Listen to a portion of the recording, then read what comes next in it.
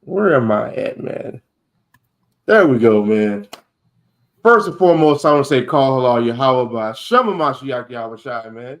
We got Sakari DTX, we got Sakari Houston, aka Sakari Space City, man. Right. While you at it, hit the like, subscribe on Sakari Space City. Right, they're coming out with them. They're coming out with pretty great videos, man. They're doing their thing out there. All praise to the Most High. All praise to the Most High, man. We also got Kamad. So, Kamad, introduce yourself. Kamad Ahmad, DTX's war. That's right. That's what it is. That's right. God damn it. But yeah, man, y'all see the title, right? We're basically doing a continuation on running through the Gospels. Matter of fact, I'm saying it again. Y'all see the title. Jesus prayed for Israelite hegemony in the gospel, right? What is hegemony? Let's look at it. Matter of fact, go Google that for me since you're here. Let's look up the word hegemony. Right. Let's see what that means. Hegemony, leadership or dominance, especially by one country or social group over others. Mm-hmm. And that's what Christ prayed for, right? And not only did he pray for it, he wanted us to pray for it.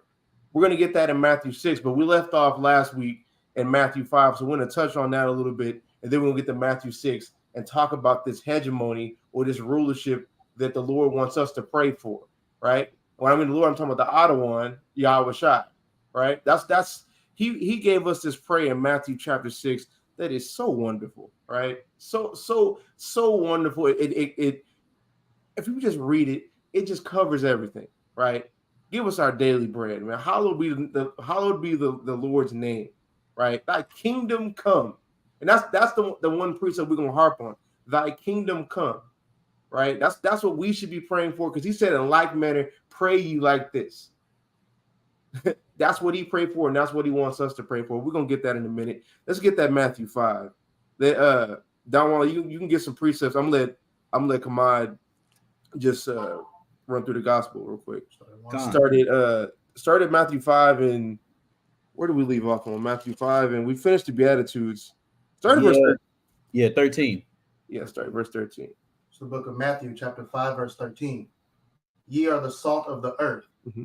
But if the salt have lost its savor, wherewith shall it be salted? Mm-hmm. It is thenceforth good for nothing, but to be cast out and to be trodden under foot of men. So it says, we are the salt of the earth. What does salt do to food? It makes it better, right? We make the world better through what? Our covenant, through our laws, through our statutes, and our commandments. The other nations will see that. As a matter of fact, while I'm loosely quoting it, Don Waller, can you get that in Deuteronomy 4? Mm-hmm. Right? The other nations are going to see our laws, statutes, and commandments, seeing us keeping them, and they're going to be like, dang, that's a wise and understanding people. These people understand the assignment, right? They understand how to build a culture. They understand how to love each other, and they have intricate instruction how to serve their own God. Right? Go ahead and give me that. This book of Deuteronomy, chapter 4, and verse 5. Behold, I have taught you statutes and judgments, even as the Lord my God commanded me, that you should do so in the land whither you go to possess it. Mm-hmm. Keep therefore and do them, for this is your wisdom and your understanding in the sight of the nations, which shall hear all these statutes and say, surely this great nation is a wise and understanding people. That's our salt. When we keep these laws, statutes, commandments, when the other nations see us doing it, they're going to acknowledge us as a wise and understanding people. That's why they look at us now as a based and dark people, right? And what I mean by dark, people who sitting in evil. All we need to do is go back to walking in light how we were originally set forth to do. That's what sets us apart from the rest of the heathen. Like we're a holy nation. What makes us holy is the law, statutes, and commandments. What makes us set apart is the covenant which you made with our forefathers. That's our salt. But go back to that Matthew 5 and 13. Mm-hmm. Ye are the salt of the earth. But if the salt have lost its savor, wherewith shall it be salted? Mm-hmm. It is thenceforth good for nothing, but to be cast out and to be trodden under foot of men. And when we don't keep these laws, statutes, and commandments, we're just like the Gentiles. We become, matter of fact, Don Walla, can you give me Romans chapter 2? Romans chapter 2. I didn't even write this down, but this is actually going with it. Romans 2 and 25. It's the book of Romans chapter 2 and verse 25. For circumcision verily profits if you keep the law. Mm-hmm. But if you be a breaker of the law, your circumcision is made uncircumcision. It's made uncircumcision. When you look at the Greek word right there, it means like a Gentile, somebody who hasn't extinguished the passions and lusts of this world. That's the heathen. They weren't giving anything to extinguish the passions and lusts of the world. They weren't given any type of wisdom whatsoever, but we have. So our law profits us if we keep it, right? But if we don't keep it, we become just like the Gentiles. We're that part where it says it's good for nothing. We're good for nothing. We're just like the rest of the Gentiles. You got something you want to say, Dan Waller? Nah, not on that. Okay. Go to verse 14. Verse 14. Ye are the light of the world. Mm-hmm. A city that is set on an hill cannot be hid. We are the light of the world. Dan Waller, can you give me Proverbs 6 and 23? We are the light of the world. A city that's set on a hill, right, cannot be hid, right? Just like how it said in Deuteronomy chapter 4, verses 4 through 5, right? The other nations are going to see our law, statutes, commandments, and acknowledge us as a wise and understanding people. We're the ones giving forth this light, right? And we're going to talk about that light a little bit later, because it's not what these Christians talk about. Is, oh, see, Christ is going to be a light to the Gentiles. Everybody can be saved. That's not what that's talking about, right? We're going to touch on that a little bit later. But this light that this is talking about in this context is that wisdom and understanding. So go ahead and get that for me. So this is Proverbs chapter 6 and verse 23. For the commandment is a lamp, and the law is light, and reproof of instructions are the way of life. Mm-hmm. The reproof and instructions are the way of life. The law is light. That's the light we walk in. That's the luminary that was given unto us. Like you see in Revelation chapter 12, I believe, verse 1. About that woman who was clothed in the sun and the moon. That's the law, statutes, and commandments. That's our light. We are that city set upon a hill, or at least supposed to be, right? Go back to Matthew chapter 5. If I can, are you going to touch on Isaiah 2? Go ahead. Yeah, well, I was just going to say. Well, I'll touch on it later. Oh yeah, we want me to save it for later? Save it for later, man. Save it for later. Okay, Con, go ahead. Okay. Yeah. All right, verse 15. Neither do men light a candle and put it under a bushel, but on a candlestick, and giveth light unto all that are in the house. Mm-hmm. Go ahead. Let your light so shine before men, that they may see your good works, and glorify your Father which is in heaven. And that's going into us being a light to our people. Those of us who keep the law, statutes, and commandments, the practicing Israelites, we are being a light to our people. We've been illuminated through believing in Christ's death and actually truly being baptized and actually having a good conscience towards God through Christ's death. That's 1 Peter chapter 3, verse 21. That's us. Those people who've been illuminated. And after we've been illuminated, read that verse again. Verse 16. 16. Let your light so shine before men, mm-hmm. that they may see your good works and glorify your Father which is in heaven. And that's why we're supposed to let our light shine. People need to see us keeping these laws, statutes, and commandments. People, like I wear my fringes, right? I wear either the bullion ones or the tzitzits, right? I walk around with those, and people ask me about those and say, "Why do you do this?" Is it because I'm an Israelite? The Blacks, Hispanics, and Native Americans are Israelites. You can slide somebody a flyer, slide them your YouTube channel, slide them a video. Well, it don't even got to be our video. Slide them a video. They find out who they are. Then they start glorifying the Father. That's how you let your light shine. Con.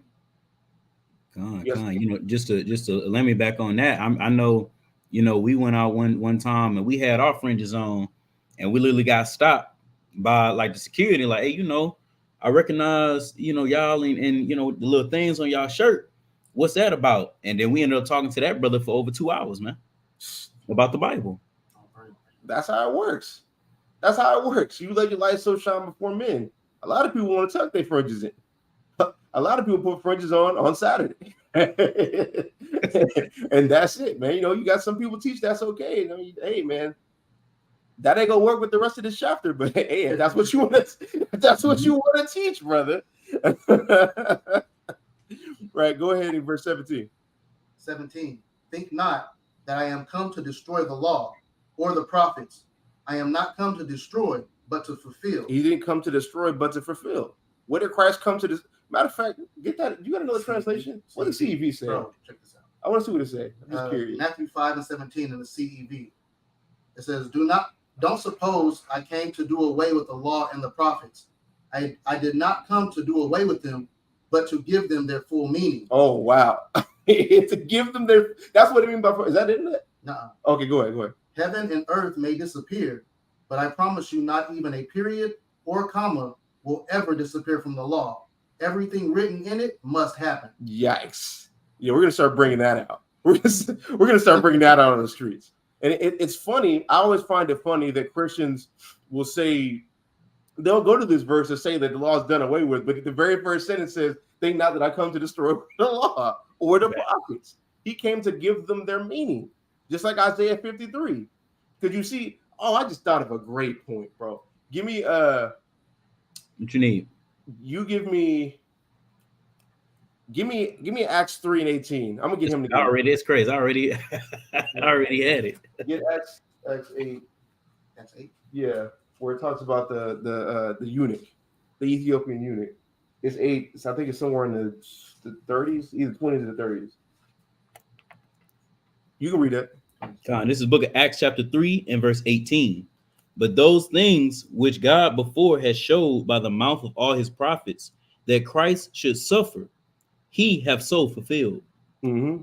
What's been written in the law and the prophets, Christ is fulfilled as far as suffering goes, as far as his suffering goes, like Isaiah 53, Daniel 9, XY, things like that. They'll look upon me whom they pierced and mourn for him like the only begotten, what is it, the only begotten son or something like that. Zechariah 12, I believe. Right? He fulfilled all those things through his suffering, through his death, burial, and resurrection. That's what he fulfilled. He didn't die so that now you don't have to keep the high holy days. But I've been in this Christian group, and they're doing like this 10 days proving that that Christmas isn't pagan. That in itself is hilarious to me. I said, where is this energy for God's high holy days? Because you believe that God's high holy days is done away with, but Christmas is not pagan. First of all, pagan is going to what the Gentiles do. If God didn't command it, then it's pagan. Let's just be honest. Like damn the rest of the 10 days. You're going to have to answer that. Like if God didn't command it himself, as far as his high holy days, that's coming from somebody else. Like, come on, bro. And I had a precept on that Acts 3 real quick. So this is Luke chapter 24 and verse 44, red letter. And he said unto them, these are the words which I spake unto you while I was yet with you, that all things must be fulfilled which were written in the law of Moses and in the prophets and in the Psalms concerning me.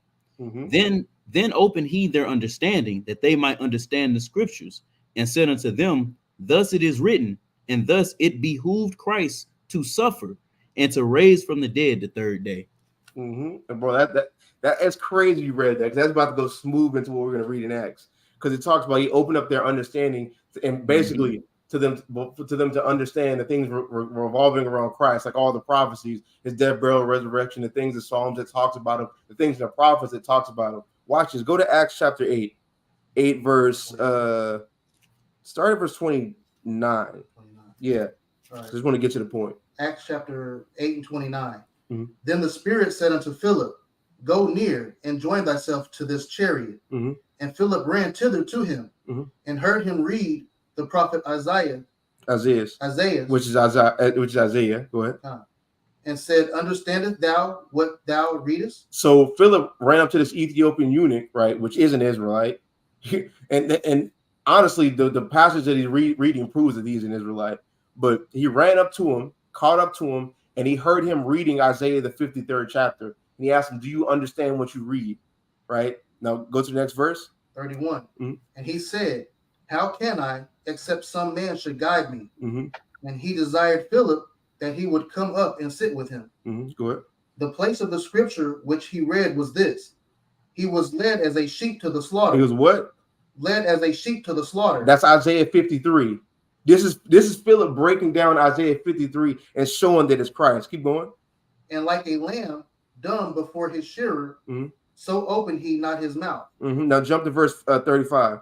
35. Mm-hmm. Then Philip opened his mouth and began at the same scripture and preached unto him Jesus. He literally broke down Isaiah 53 and showed that was Yahushua. Literally showed that was like Jesus or Yeshua, whatever you want to call him, right? Real name Yahushua. He broke it down and showed how he fulfills this. This is what Christ has fulfilled. He didn't fulfill thou shalt not kill. He didn't fulfill all these other things. That's just thinking about that just sounds dumb as hell to me. This is why you can't learn the Bible from Gentiles. And matter of fact, since I said that, Don Juan, can you give me one thing? I meant to read it. Read it. We started Romans 3:1 in NLT. We started every time we're gonna do this type of class, we're gonna read that. I don't know why I forgot to do that. This is why you don't learn the Bible from Gentiles, because the doctrines don't make no sense because it wasn't given to them. It's the book of Romans, chapter 3 and verse 1. What advantage then have the Jew? Or what profit is there of circumcision? Much every way, chiefly because that unto them. Hold up. You read that NLT? No, you need an NLT? Yeah, NLT. Let me get it. Love the NLT version. I don't know how I forgot to do this.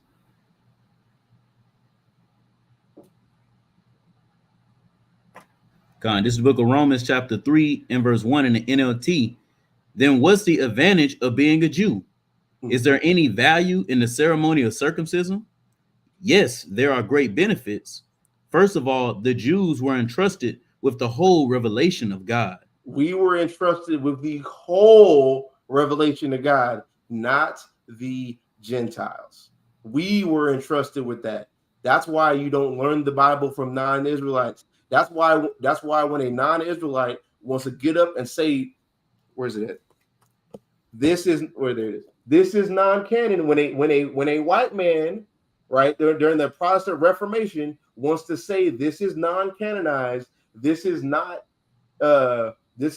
breathed by God's this isn't God breathed, right? When we talk about that 400 years of silence, right? When they want to say it's not God breathed, who the hell are you to say that, right? Who the hell are you to say? My pocket's been beat up. Look at this. Look at this thing right here, bro. That thing is finished. But who are you to say that, right? You're not. If any, like, even if you want to believe salvation is for you and that you have the Holy Spirit, the Bible does not give you the authority to say that something is God breathed or not if you are not an Israelite. And if you even wanted to say that, we're going to go to 2nd Ezra, so you're going to have to explain why it talks about Christ. Because get Revelation 19:10. Then we will get back on topic. You go back to Matthew. You got something? Go back. Yeah, that's all we need. Next. All right, this is book of Revelations, chapter 19 and verse 10. And I fell at his feet to worship him. And he said unto me, see you do it not. I am your fellow servant and of your brethren that have the testimony of Yahushua. Worship God, for the testimony of Yahushua is the spirit of prophecy. The testimony of Christ is the spirit of prophecy. Bro, 2nd Ezra has so many prophecies about Christ. What about the one where it says within 400 years, for 400 years, it talks about those who are going to be with Christ? What about 2nd Ezra 2, where it literally gives you the same breakdown is Revelation chapter 7, about those clothes, like those clothes with the white robes and palms in their hands, is the same exact thing in Revelation chapter 7. All those tests give you a testimony of Christ. If the testimony of Christ is the spirit of prophecy, that makes this book prophetic. That makes it what? God breathed. Yeah. Doesn't 2nd Ezra's name drop him too? Yeah, matter of fact, get that, bro. You know what I said? They name drop him. It name drops him. Do we just pretend that doesn't? Like, what are we doing, bro? Is that 7? I think that's chapter 7. Let me see.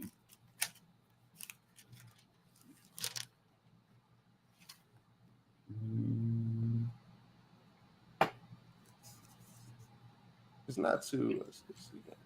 Yeah, 7 and 28. Yeah, go ahead. So this is 2nd Ezra chapter 7 and verse 28. For my son Jesus shall be revealed with those that be with him, and they that remain shall rejoice within 400 years. Within 400 years, right? Now, anybody can Google this, right?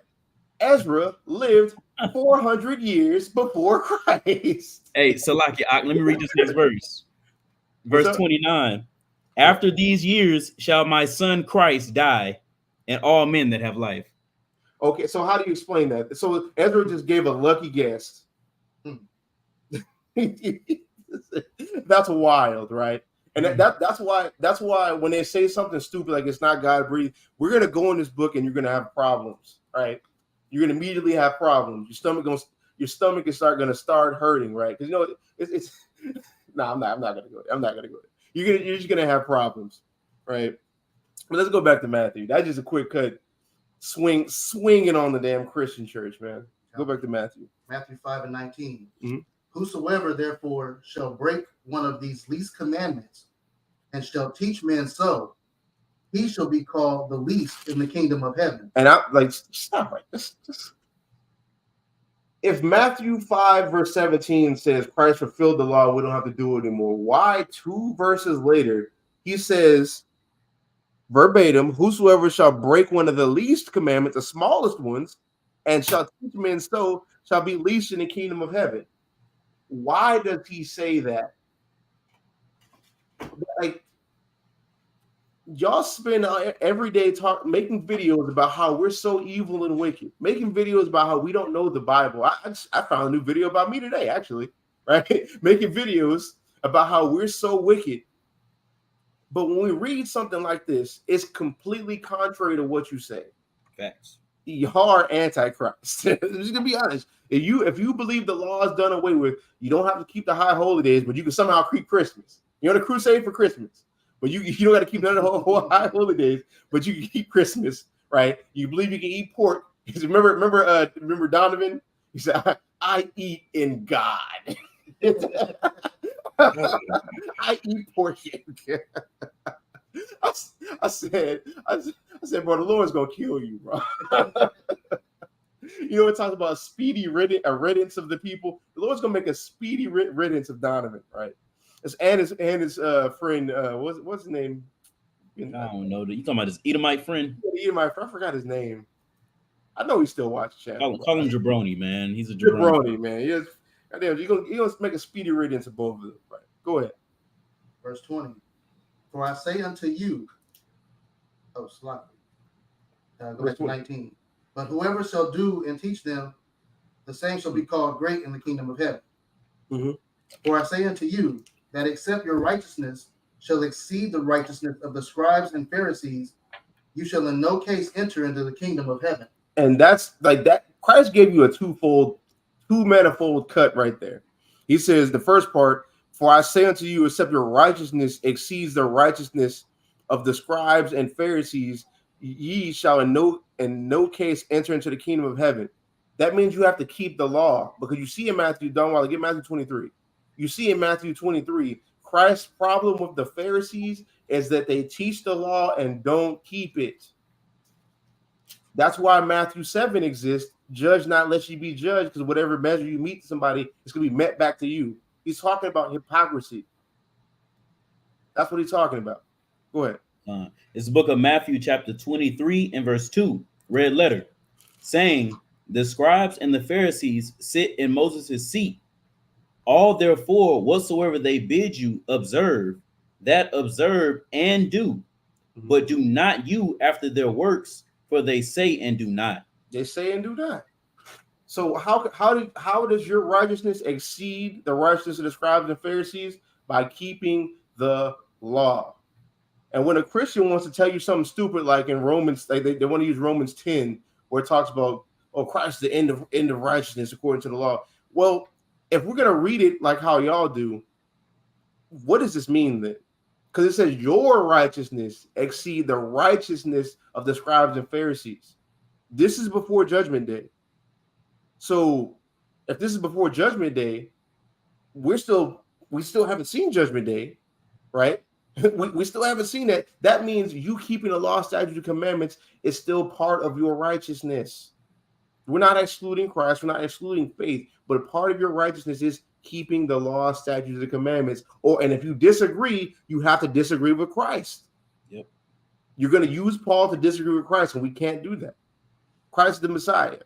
So that means you either you either don't understand what Paul's talking about, or you don't understand what Christ. Matter of fact, three things: you don't understand what Paul's talking about, you don't understand what Christ's talking about, or you don't know what anybody's talking about. That's it. And a lot of Christians, it'd be the last one. You don't know what anybody's talking about, bro. Why? Right? Jump the. I got a quick precept on that Matthew. So this is Luke chapter 16 and verse 17 in the ESV. But it is easy, red letter. It is easier for heaven and earth to pass away than for one dot of the law to become void. Oh man. Oh my God. I love that one. Every time I have you on the channel, you always bring that one. I always forget where it's said, and you always remind me of it. It's wait, hold up. Barakatah, Sister Zion, right? For your continuous support to the channel. Barakatah, man. Ahabatha, right? But the water for that precept, bro. Read it one more time. This is Luke chapter 16 and verse 17 in the ESV, red letter. But it is easier for heaven and earth to pass away than for one dot of the law to become void. It's easier for heaven to pass away. You got to think about that. Heaven, like things. It's really the skies. It could be the skies. It could be freaking the third heavens. It'd be easy for those things to pass away before the law, for the law to pass away, right? And you know those things are never going to pass away ever, right? So even honestly, even when you see in the get Hebrews 8:8 real quick.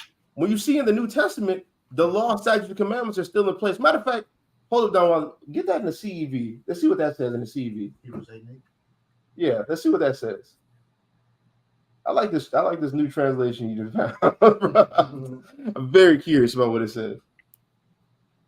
Hopefully they don't start lying, because the NLT, I love the NLT, but the NLT be lying sometimes, bro. It's like it does not say that. Yeah, I've been looking at this BBE version that Chief mentioned, man. It's just the BBL version. The BBE. the Bible Basic English. God, basic English version. Yeah, I need to see that one too. Yeah, that one's good. 8 in the CEV. But the Lord found fault with it and said, I tell you, the time will come when I will make a new agreement with the people of Israel and the people of Judah. It won't be like the agreement I made with your ancestors when I took them by the hand and led them out of Egypt. They broke their agreement with me, and I stopped caring about it. Yeah, I don't like that one. Read it, KJV. Don't want to get that in KJV. God, this is the book of Hebrews chapter 8 and verse 8. For finding fault with them, he said, behold, the days come, said the Lord, when I will make a new covenant with the house of Israel and with the house of Judah. The house of Israel and the house of Judah. That's so the new covenant is specifically for Israelites. Go ahead.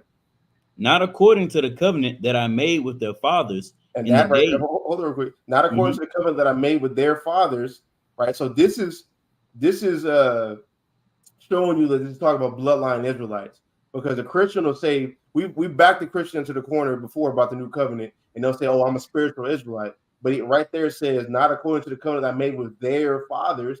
When he did what? Read again. Not according to the covenant that I made with their fathers, in the day when I took them by the hand to lead them out of the land of Egypt, because they continue not in my covenant, and I regarded them not, said the Lord. For this is the covenant that I will make with the house of Israel after those days, said the Lord. I will put my laws into their mind and write them in their hearts. He's going to put the laws into our mind and write them in our hearts. So if the law is done away with, why are they being written into your mind? Yep. Why are they being downloaded into your mind? Oh, I know, so that you can keep them and walk in them. That's when you see Ezekiel 37, Ezekiel 36. In the kingdom, we're going to be keeping the law, statutes, and commandments. In the land, people are going to be keeping the law, statutes, and commandments. Just like how you want to quote Isaiah chapter 2, people are going to come to Jerusalem to hear the law, statutes, and commandments. Now, in Zechariah 14, the heathen have to come to Jerusalem and celebrate the Feast of Tabernacles. That's in the law, statutes, and commandments. How is the law done away with? But they have to. But this one law, right? This one random feast day they just have to keep. But the rest of the law is done away with. That don't make no sense. No moons and Sabbaths. No, say what? And they're gonna have to keep new moons and Sabbaths too. New moons and Sabbaths, right? Hell, matter of fact, what is Isaiah 56 talking about then? When they take hold of it, what covenant they taking hold of? Because both of them have the law in it. Both of them have what they want to say, the law of Moses or the law of God. They both have that in there. And it says to keep it, get Isaiah 56. Just the point where it talks about the Sabbath.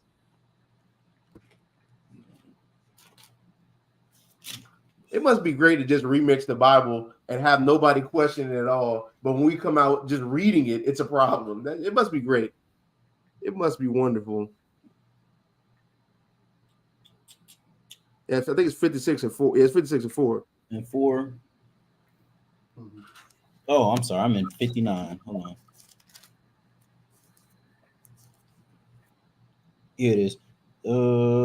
This is the book of Isaiah, chapter 56 and verse 4.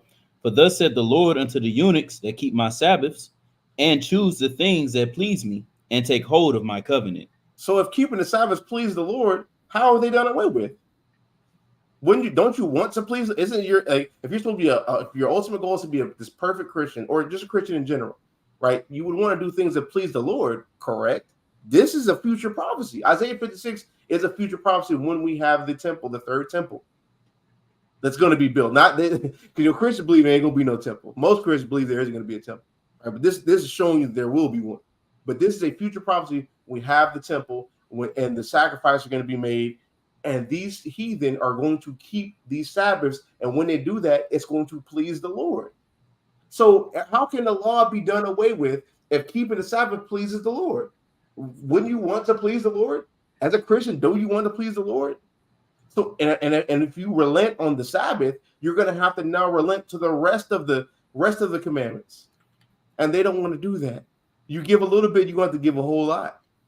You're going to have to give a whole lot, especially when you press them about tithes, right? I'm just going to be real brief about this. You press them about tithes. Tithes is the Old Testament law, right? That like how you're saying the law is done away with, and none of them are carrying over into the New Testament except love thy neighbor. Why is tithes carrying over?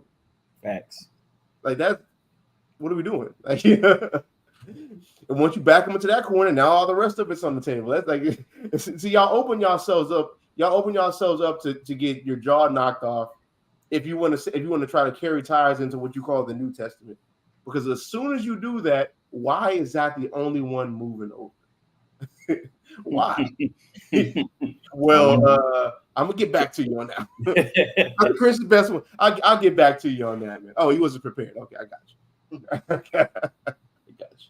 Go ahead and get that in Matthew 27. 27. Yeah. Ye have heard that it was said by them of old time, thou shalt not commit adultery. Mm-hmm. But I say unto you that whosoever looketh on a woman to lust after her hath committed adultery with her already in his heart. So what Christ is teaching you, there's a spirituality behind the law, right? It starts within your mind. Once you start like when you see murder, right? What the precursor to murder is you having hatred towards your brother in your heart already. That's what starts that. Oh, I start hating this guy. So now I'm starting to contemplate how I'm gonna do this dude, how I'm gonna catch him up, right? It's the same thing with the rest of the sins, just like adultery that Christ is talking about right here. Now, the way Christians break that down, Dawan, can you give me Leviticus 20? You know, I want Leviticus 20 about adultery. Yeah, I'm there. Okay, right. Yeah, I'm right there. So the way Christians will break this down is, oh, you looked upon this woman, you've committed adultery, right? But y'all saying that shows you have a fundamental misunderstanding of what the law says. You have a fundamental misunderstanding of Christ. You have a fundamental misunderstanding of the Bible just in general. If you say looking upon a woman is committing adultery, you don't know what adultery is. Let's be honest. You do not know what adultery is. Go ahead and get that in Leviticus 20. It's the book of Leviticus, chapter 20 and verse 10. And the man that committeth adultery with another man's wife, mm-hmm. even he that committeth adultery with his neighbor's wife, the adulterer and the adulteress shall surely be put to death. That's what adultery is. You taking another man's wife, or if you are a woman, you having sex with another man who isn't your husband. That's what adultery is. So going back to that, go read Matthew 5 again. Was that 5 in? Yeah, go ahead. Ye have heard that it was said by them of old time, thou shalt not commit adultery. That's what we just read in Leviticus 20. Keep going. But I say unto you that whosoever looketh on a woman to lust after her hath committed adultery with her already in his heart. So what he's saying is, when you look upon your neighbor's wife and want her, right? That's how the sin starts. You have to think about wanting to take her, and then what follows, what gets conceived after that lust, like it says in James, sin unto what? Death. That's what Christ is telling you.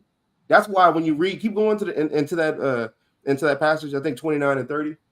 We can just read 29 because he's going to repeat himself in 30. 29. Mm-hmm. And if thy right eye offend thee, pluck it out, mm-hmm, and cast it from thee. Mm-hmm. For it is profitable for thee that one of thy members should perish, and not that thy whole body should be cast into hell. No, Christ isn't saying dig your eyeball out. He's what do eyes do? They're used to see things. Mm-hmm. Just go into the way you see things. Change how you see things. Give me Colossians 3 verse 5. Change the way you see things. Change the way your mind works.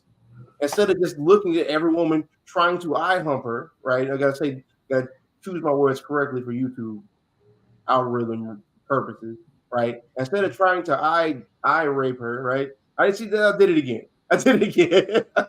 Right? Doing things like that, right? That starts to conceive lust into your mind, and at the end of that lust, that wicked lust and that want, it conceives adultery. So change the way you see, change the way you look at life, change the way you see life, right? Get that in Colossians chapter 3 verse 5. This book of Colossians chapter 3 and verse 5. Mortify therefore your members which are upon the earth, mm-hmm, fornication, uncleanliness, inordinate affection, mm-hmm, evil concupiscence, and covetousness, which is idolatry. Mm-hmm. All those things, like unordinate affections, fornications. Fornication is an unlawful sex act. Adultery is an unlawful sex act. You have to mortify that from yourself. Mortify means to kill. You got to kill that off. You got to kill your old way off of looking at life and moving off of what you see and how you feel. God. That's what Christ is teaching you right here in Matthew chapter 5. All right. You got anything you want to say? You go to 43. I was just gonna say, like point in case, man, you can look at King David and Bathsheba. You know, if he had these teachings of Christ, he would have never committed adultery with her, because he would have known, oh, hey, that's somebody's wife. I can't look at her like that, you know, because it doesn't make sense. If I can't look at a woman, you know, and desire her, how I'm gonna have a wife? You can't have a wife. You got to find her attractive first. I have to. Could you imagine trying to rationalize? Do you have a woman? I can't look at you and want you because, man, I'm gonna be committing adultery. I'm committing adultery, even though you're single. You could be a virgin. That's so wild, bro. People get to run away with that. They get to do stuff like that, but let us say anything. Like it just sounds like homosexuality, man. Just being honest. Right, go to verse 43.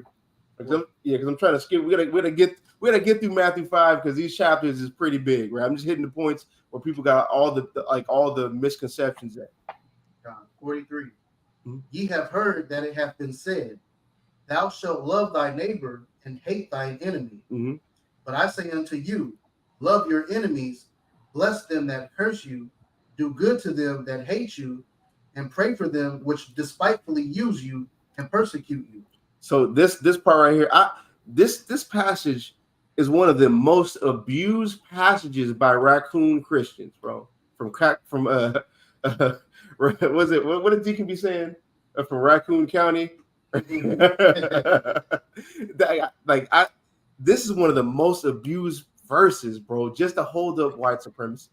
Because it says, do good to those that curse you. The way Christians will break it down, that see, this verse right here says you can't be mad at me for enslaving you at any point. You have to just accept it. That's white supremacy. The way you break that down is literally white supremacy. Because y'all abuse what Christ is talking about. Start at verse 43 again. 43. Donwalla, you give me Leviticus 19. Ye have heard that it hath been said, thou shalt love thy neighbor and hate thine enemy. No, stop right there. It says, thou shalt love thy neighbor. Love thy neighbor is a Torah law. That's Leviticus chapter 19. Right? What did Judy say? It's sick. It is sick. That's very sick. To say we gotta now love the person who's enslaving us, and we have to. You're telling Christ, you're making Christ a white supremacist, because us doing that holds up white supremacy. That's evil as hell, right? So it's that you've heard of old times to love thy neighbor. Can you give me that in Leviticus 19? It's the book of Leviticus, chapter 19 and verse 17. You shall not hate your brother in your heart. You shall in anywise rebuke your neighbor and not suffer sin upon him. What? You shall not avenge nor bear any grudge against the children of your people. The children of who? The children of your people. Mm-hmm. But you shall love your neighbor as yourself. I am the Lord. Get that in the NLT real fast, because it makes it so clear. Right? We have our neighbor, our brother is the children of our people. This is what Christ is talking about right here. He talks about loving your and the part where it said not holding grudges against your neighbor, that's going into loving your enemy. That's going into the people who persecute you, going to the people who curse you. That's what Christ is talking about right there. We're going to get that in a little bit later. But read that in NLT because it makes it so clear. I'll just Leviticus 19:18. Do not seek revenge or bear a grudge against a fellow Israelite, but love your neighbor as yourself. I'm the Lord. Love your neighbor as yourself, right? Don't seek revenge and do all this against a fellow Israelite. That's against Torah laws. This is what Christ is quoting when he says, "You have heard of old time." And honestly, when we show it in adultery and loving thy neighbor, and freaking the being the salt of the earth, and in Matthew chapter 5 verse 17, where he said, "Come not to destroy the law of the prophets." This whole chapter shows you have to understand the Torah to understand what Christ is talking about fully. You have to. You can't just start at Matthew and just read the Bible after that. You can't just start the Gospels and just read the Bible like that and understand it. Christ is quoting the Torah. He's quoting the beginning of the book. So you can't just start here. Let's just do it. Let me see. Let me do this right here. The tab. You can't just start right here and think you know the Bible. Like that. That's not how that works, right? And then on top of that, Hebrews talks about a covenant the covenant doesn't have any force until the testator is dead. In Matthew, Mark, Luke, and John, Christ is alive. So even that type of understanding doesn't even work. It doesn't even work, right? But going back to my original point, you have to understand Torah laws. You have to understand the instruction of Torah. You have to understand the instructions and the teachings of God to understand what Christ is talking about. So he says to love thy neighbor, right? That's a fellow Israelite. That's not talking about a European. That's not talking about damn Moabites, Chinamans, freaking all these other nations, the Goy. It's not talking about that. We have to love our people. And it's crazy that people look at us. Matter of fact, I think the second most viewed short that I have on this channel is when I gave this exact breakdown. And you see nothing but Caucasians coming at me sideways, bro. Coming saying what I'm saying is evil. We're just a racist cult. When I just actually read verbatim what Christ said and read the law that he was quoting. And it's crazy that Christians will come at us for saying things like that, because that's the one thing we don't do as a people. We love everybody else except our own people. We don't apply love to thy neighbor. As much as we talk to people on the streets who want to say we gotta love thy neighbor and bless those that accuse us, y'all don't do that to y'all's own people. They don't. They can name off the top of their head 5 people they hate right now, and I bet 3 of them is in their family. I can bet 3 of them is in their family, and they'll try to use this against us when we say we have to love our people. That's crazy to me, right? And y'all, the way y'all make Christ a white supremacist is absolutely wild, right? Can you give me give me 1 Samuel 24 and 17.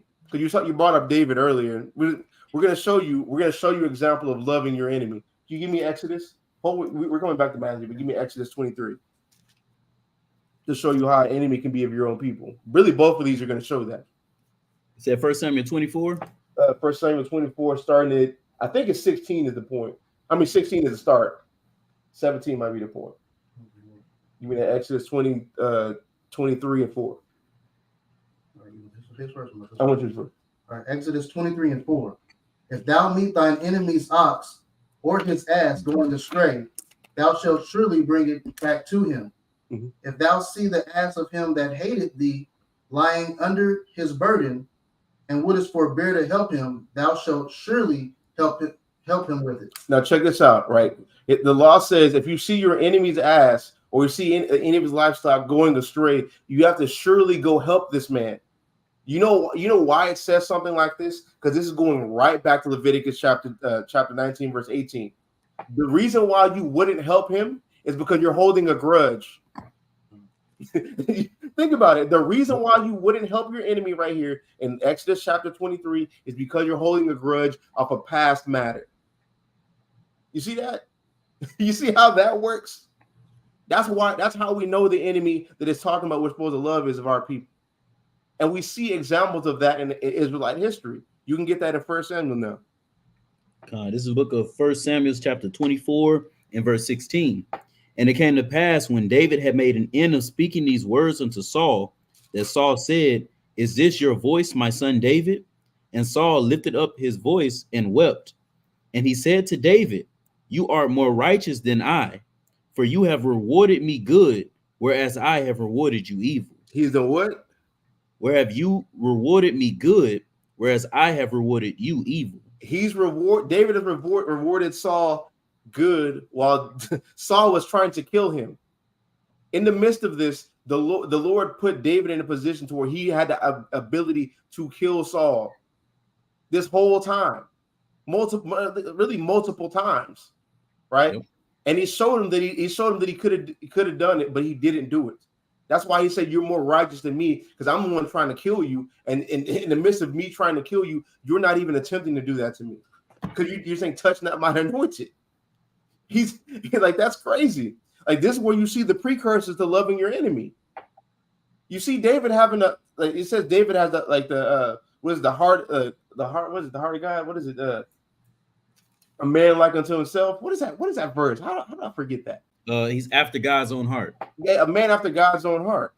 Mm-hmm. You see that? And he's showing. Matter of fact, keep going in that. I think it goes all the way to verse 19. This is verse 18. And you have showed this day how that you have dealt well with me. Mm-hmm. For as much as when the Lord had delivered me unto your hand, you killed me not. Mm-hmm. For if a man found his enemy, will he let him go well away?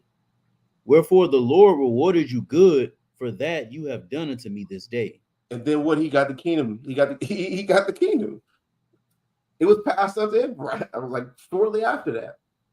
So he showed. It literally says it name drops enemy right there, right? And that enemy that he was talking about right there is talking about himself, which is also another Israelite, showing you an enemy can be a fellow Israelite, which gives more credence to our breakdown and our understanding of Leviticus chapter 19 and Matthew chapter 5, verse 20, verse, what was that? When we read Matthew 5, 43, right? That's what he's talking about. So this isn't talking about a heathen. Stop using Christ's words to freaking hold up and prop up white supremacy. Like it just doesn't work. And that will make Christ a mega hypocrite, right? Give me Isaiah 63 and 1 through 3, and you give me Revelation chapter 19, verse 11. That would make Christ a hypocrite, because Christ is coming back to kill Edomites. Like, and that's not even me being wild. That's not me just being like this evil, violent Hebrew is like it says it, right? And it gives you a parallel prophecy in the New Testament and what they call the Old Testament. Go ahead and get that. So like before I get that, like just to showcase, because they also try to use Paul to say how you got to love your enemies, but 1 Samuel, what we just read in chapter 24, is a perfect example of heaping those coals of fires on your enemy's head when you do well to them. So this Romans chapter 12 and verse 20, therefore if your enemy hunger, feed him. If he thirst, give him drink. For in doing so, you shall heap coals of fire on his head. The same way David did to Saul. And Saul, he wept, man, because he's like, man, you could have killed me. I'm your enemy, but you let me go, So it just goes into your point, how the enemies of our people is those who we have to treat well, because that's going to mess with their mind, man. It's gonna mess with their mind. Mess them up, real. Like that's wild. But give me that in Revelations 19. Revelation 19:11. And I saw heaven open, and behold, a white horse, and he that sat upon him was called Faithful and True, and in righteousness he doth judge and make war. Mm-hmm. What? His eyes were as a flame of fire, and on his head were many crowns, and he had a name written that no man knew but himself. Mm-hmm. And he was clothed with a vesture dipped in blood, and his name is called the Word of God. He was clothed with a vesture dipped in blood, and his name was called the Word of God. Who's the Word of God? That's Yahweh Shai Mashiach. But he was filled with a vesture dipped in blood. This is a parallel prophecy. Matter of fact, keep going all the way to 15. And the armies which were in heaven followed him upon white horses, clothed in fine linen, white and clean. And out of his mouth goeth a sharp sword, that with it he should smite the nations, and he shall rule them with a rod of iron. And he treadeth the winepress of the fierceness and wrath of Almighty God. So he's being used as an instrument of the Lord's vengeance on the nations. The Lord has vengeance against the nations because they had a conspiracy against his own people, right? So that makes them enemies to the Lord by conspiring against his own people, like you see in Psalm chapter 83. That's damn near all the nations, if not all the nations, right? So they're all enemies to the Lord, and he's being used as a mechanism to destroy them. Why, if we're supposed to love our enemies, and that means the other nations, why is Christ coming back to judge these nations for what they've done to us specifically? That's hypocritical. That makes your God and your Messiah a hypocrite. And this prophecy that's happening right here is a parallel to Isaiah 63. You can get Isaiah 63 now. This book of Isaiah, chapter 63. You want to start from the top? Yeah. In verse 1, who is this that comes from Edom with dyed garments from Basra? This that is glorious in his apparel, travailing in the greatness of his strength. I that speak in righteousness, mighty to save. Wherefore are you? Hold on, those it says, I that speak in righteousness, mighty to save. Talking about who's the Savior? Yahweh Shai. Even going, his name is He is salvation. He saves. Right. This is Yahweh Shai. Just like how we read in Romans chapter not Romans, Revelation chapter 19. Go ahead. Verse 2. Wherefore are you red in your apparel, and your garments like him that treads in the wine fat? I have trodden the winepress alone, and of the people there was none with me. For I will tread them in my anger, and trample them in my fury, and their blood shall be sprinkled upon my garments, and I will stain all my raiment. He's going to stain all his raiment. And why is he staining his raiment? Because he's destroying the Edomites. The Edomites is a chief people who hates us. A chief. Hold that. We're gonna read. Matter of fact, read that verse. I want you to give me Ezekiel 35 verse 5. Go ahead, Noah. Verse 4. For the day of vengeance is in my heart, and the year of my redeemed is come. Vengeance is in his heart. If we understand Matthew chapter 5, where it talks about love thy enemies, and we understand it like how you understand it, there shouldn't be any vengeance. There shouldn't be. But why is Christ, Yahushua, or Jesus getting vengeance? Again, a vengeance for his people against the Edomites. I thought we're supposed to love the Edomites. That doesn't make sense. You're making Christ out to be a hypocrite. And then it's easy to do things like that when you don't read the whole Bible. When you just isolate verses and not when you isolate verses and use eisegesis, like how y'all say they like to use that term, eisegesis, like they say we do that, right? When you do that, it makes your God, it makes your Messiah freaking a hypocrite, a massive hypocrite. Because go ahead and get that. All right, it's Ezekiel chapter 35, verse 5. Because thou hast had a perpetual hatred. Started one, so we get the context. 1. Moreover, the word of the Lord came unto me, saying, Son of man, set thy face against Mount Seir. Stop right there. Set thy face against Mount Seir. Now you can jump to 5, but set thy face against Mount Seir. So the Lord is telling Ezekiel to prophesy against Edom. Right? Go ahead. Because thou hast had a perpetual hatred, and hast shed the blood of the children of Israel by the force of the sword in the time of their calamity, in the time that their iniquity had an end. Go ahead. Therefore, as I live, saith the Lord God, I will prepare thee unto blood, and blood shall pursue thee. Since thou hast not hated blood, even blood shall pursue thee. Blood shall pursue. That's the Lord literally saying, I'm about to get vengeance. I'm going to give, since you decided to kill the Israelites, since you decided to rule over them, set your damn come over here, right?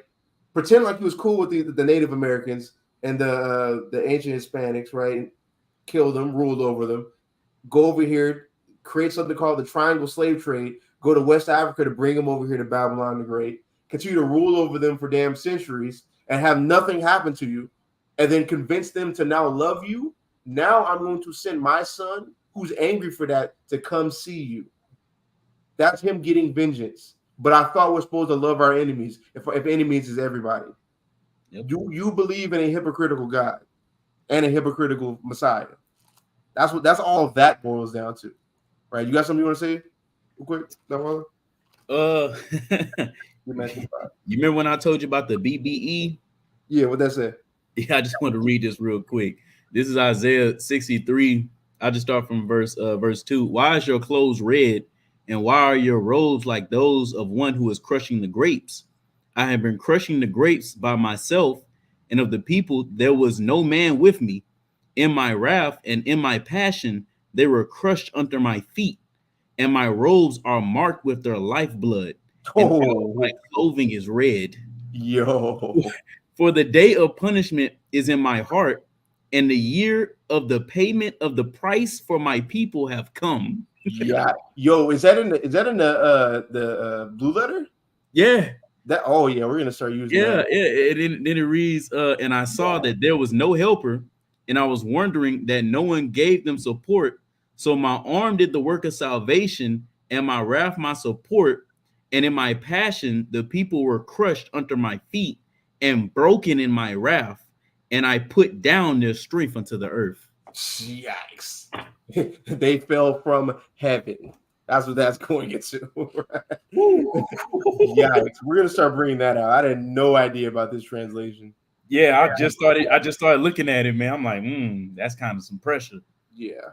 Yeah, we started being like New York, man. New York be having all the translations, man. Shout out to New York. All the translations. Yeah, we're gonna start using that. But I want you to get down. I want to get 1 Kings 8 and 61. You get that in Matthew 5 and 48. Yeah. Matthew 5 and 48. Be ye therefore perfect, even as your Father which is in heaven is perfect. Mm-hmm. Be ye therefore perfect, even as your Father in heaven is perfect. In the same manner. So how do we receive this perfection? Because the Christians say you can't be perfect. You read this. Christ says to be perfect. How do you make yourself perfect? How do you become perfect? Because perfect right here means whole and complete. What makes you whole and complete? Bring that verse out. It's the book of 1 Kings chapter 8 and verse 61. Let your heart therefore be perfect with the Lord our God, to walk in his statutes and to keep his commandments as at this day. As at this day. That's how you make your mind perfect. You see in Isaiah, it talks about these laws, statutes, commandments to be the stability of our time. Right? What you got? Psalms? Go ahead. We're going to get that. It's Psalms 19 and 7. The law of the Lord is perfect, converting the soul. Mm-hmm. The testimony of the Lord is sure, making wise the simple. Making wise the simple. That's how you make yourself perfect. That's how you grow in your age, getting the fundamentals down. You know what when you look at sports, what are the best players out there? The best people who either do it the longest or who are just great at whatever sport they play, football, basketball. They're fundamentally sound. Like Tom Brady. Tom Brady had no athleticism whatsoever, but stayed in the league that long. You know why? Because he was fundamentally sound. Like you have people like freaking LeBron James, fundamentally sound. All these people are fundamentally sound, and it all it breeds for is longevity and to be masters of your craft. You talking about big fundamentals? Yeah. But yeah, man, you gotta get the fundamentals down. That's how you be perfect. Well, let's go to Matthew 6. You see, if we broke that whole damn chapter down, we never would have got to Matthew 6. Nope. Never. Go ahead. Matthew 6:1. Take heed that ye do not your alms before men, to be seen of them. Otherwise, ye have no reward of your Father which is in heaven. No, this verse really gives you the precedent of what Christ is about to be talking about in Matthew chapter 6, of doing things to be seen of men. Like you're not doing it because I want to worship the Lord in truth and spirit and sincerity. You're doing it to be seen as righteous. You want the admiration of men more than you want the admiration of God. You're using your religion as a vehicle to get your own admiration. Just like how you have women on social media who use social media and to get admiration to themselves. It's the same way, and it doesn't matter. It doesn't amount to anything. They don't have any reward. Read that again. Take heed that ye do not your alms before men, to be seen of them. Mm-hmm. Otherwise, ye have no reward of your Father which is in heaven. You don't even get any reward of that in the world, right? But the Lord Himself is not going to give you any reward if you're not going to be seeking Him in truth and in sincerity, right? That's what the Pharisees' problem was in the first place. Because you see, now go back to Matthew 23. Mm-hmm. You give me Romans 2 and 28. You want the same verse in Matthew 23? Come on. The book of Matthew, chapter 23, and verse 2, red letter, saying, the scribes and the Pharisees sit in Moses' seat. All therefore, whatsoever they bid you, observe, that observe and do. Mm-hmm. But do not you after their works, for they say and do not. They say and do not. Skip to verse 5. Verse 5, but all their works they do for to be seen of men. They make broad their phylacteries and enlarge the borders of their garments. Mm-hmm. Keep going. And love the upmost rooms at feast, and the chief seats in the synagogue, and greetings in the markets, and to be called of men, Rabbi, Rabbi. They look to be the holiest people, to appear like they're the most holiest people, to use the truth, to use their religion as a vehicle to get admiration, just like how people use social media as a vehicle to get likes and shares and things like that, like to get admirations of people, which doesn't amount to anything. Because really, they do it because they're empty. They want to be filled by something, and they use admiration of other people to fill themselves. But them themselves are cracked pots, right? You have a cracked pot. You like say a vase. If you break a vase and try to glue it back together, water will always seek out because it's broken. And a lot of people who do this are broken. That's how a lot of people are. A lot of people are just broken, and they need to become a whole new vessel so they can retain wisdom and retain light and retain the spirit. That's what they need to be. So when you see people like this who are just doing things to be seen of men, they're just broken inside, and they need help. That's why Yahushua came in the first place, man. The whole need not a physician, but the sick. These people are sick. You keep going to Matthew. Oh, you got that right. Go ahead. In Romans 2 and 28. Mm-hmm. For he is not a Jew, which is one outwardly, mm-hmm. neither is that circumcision, which is outward in the flesh. Mm-hmm. But he is a Jew, which is one inwardly, and circumcision is that of the heart. And circumcision is that of the heart, because you want to serve the Lord, right? A Jew, like it's talking about a Jew, but it's really talking about an Israelite. What makes us, like I said this earlier, what separates us from the heathen is that we have laws, statutes, commandments, and a covenant, right? That's given unto us. That's our culture. That's our understanding. That's the way we should be looking at life. If we don't keep these laws, statutes, and commandments, we're just like the heathen, like we read in Matthew chapter 5, verse 13. Just like them. And being an actual Israelite, wanting to fulfill his purpose, is you serving the Father in truth and sincerity in the spirit, not just doing things to be seen of men. There's more on that in Romans 2. In the spirit and not in the letter, mm-hmm. whose praise is not of men. Not of what? Not of men. Not of men, but what? But of God. But of God. You're not seeking the admiration of men. You're seeking the admiration of the Father. That's why you do this. A real Jew, he's talking like, they say a real nigga, man. A real nigga, right? A real nigga is gonna read the words of God, keep those, and then lead more people to him, and not just put fringes on, put a beard on their face to just think that they just to have it as a fad. That's what a lot of people do. A lot of people in this truth, like a lot of people in this truth, are just doing this for a fashion statement. Especially a lot of women. And that's not even me just coming to women. I've been in this thing for 7 years. I've seen women go from modest. I've seen women go from modest to crystals to now they're on here with no clothes on social media. And I've seen men go from practicing Israelites to niggas to prison. Right? I've seen all of it, bro. Hey, I got a precept on that. Same chapter, Matthew 23 and verse 28, red letter. Even so, you also outwardly appear righteous unto men, but within you are full of hypocrisy and iniquity. A lot of people just full of hypocrisy and iniquity, right? Because they're broken. Because we can't we can say that they're evil and wicked for doing that, but the reason why they're like that is because they're broken. A lot of people are just broken, and the first step of changing that is to acknowledge it. Yep. And a lot of people don't want to acknowledge it because it requires a lot of work to get out of it. That's why people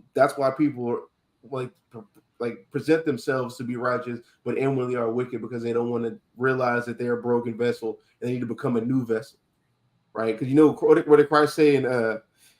He said, "You don't put new wine into old bottles; let it burst." Right? You got to have a new bottle for that new wine. These people need that new bottle. They need to be reinvented through Christ's death and truly be baptized. What do you got? I was gonna say in that verse, basically, Christ ain't full of shit. Right? Not. And we got one verse in the Matthew 6. We got one verse in the Matthew 6. Go ahead, keep going. Matthew 6:2. Mm-hmm. Therefore, when thou doest thine alms, do not sound a trumpet before thee, as the hypocrites do in the synagogues and in the streets, that they may have glory of men. Verily I say unto you, they have their reward. Mm-hmm. But when thou doest alms, let not thy left hand know what thy right hand doeth, that thine alms may be in secret, and thy Father which seeth in secret himself shall reward thee openly. Let's just make it plain. Like, don't just be out here trying to show everybody, I gave this much to the church. I gave this much in alms. No, just do it. Just do it because just do it because the Lord said to do it, bro. That's right. Do it because you actually love your people.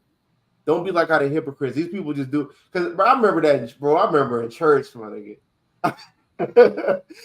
That collection plate come around, and it's up to you. Everybody's looking at you. Everybody is looking at you. When you pass that thing, it's all looking. Hey, you look in and you see the bills in the plate. Yeah, you see the bills in the plate. And I remember in my old church, they used to have it to where you can write, like you put it on the envelope, you write the amount and stuff. Like people writing it big and all that stuff. It's like, what are you doing up that for, bro? Just and they really just give it to nothing, to be honest. They give it to nothing. Pastor rolled around in a Rolls Royce. Y'all come up there with a freaking Toyota Camry 2001. Whole family riding around Mercedes, man. Wow. But what Christ is saying is just don't be like how the hypocrites are. They just want to show themselves to be righteous, but inwardly are wicked. Go ahead. Matthew 6:5.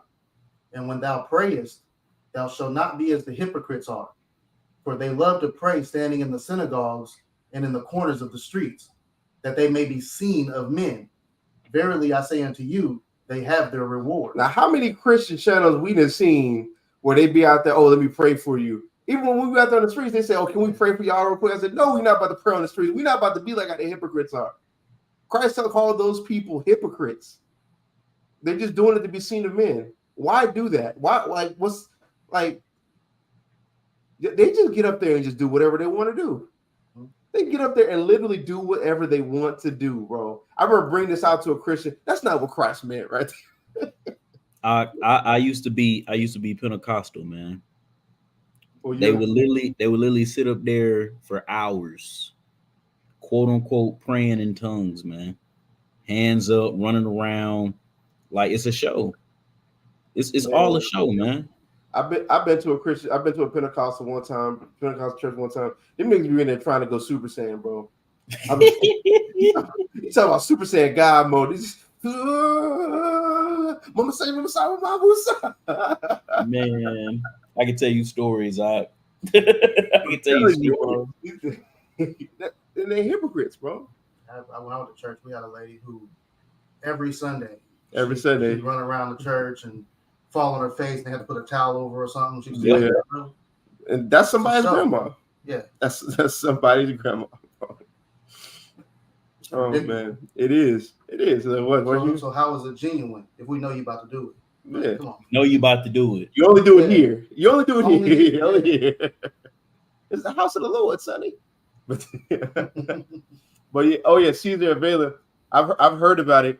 We're gonna get into it a little bit later because when we go into the kingdom part, it's gonna prove that he isn't king yet. But where was we at? Matthew 6. Yeah, go ahead. Yeah. Matthew 6:6. But thou, when thou prayest, enter into thy closet, and when thou hast shut thy door, pray to thy Father which is in secret, and thy Father which seeth in secret shall reward thee openly. And that doesn't mean just go into a closet, literally, bro. That just don't let people see you praying. Don't just be doing it just to have people see you pray to give you this admiration. The thing you so holy.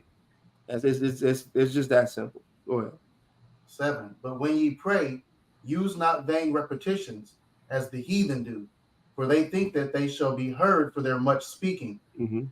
Be not ye therefore like unto them, for your Father knoweth what things you have need of before you ask him. Mm-hmm. After this manner, therefore, pray ye, Our Father which art in heaven, hallowed be thy name. Stop right there.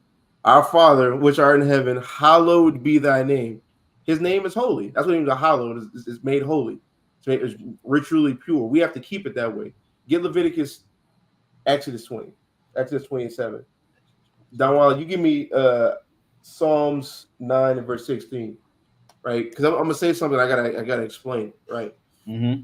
So the Lord's name, his character revolves around his name, and his name revolves around his character, right? The way we know about this power of this book, all the things that he does, all the ways that he moves, us even being Israelites, is attributed to this power, to this God. His name is Yahweh, right? Everything about his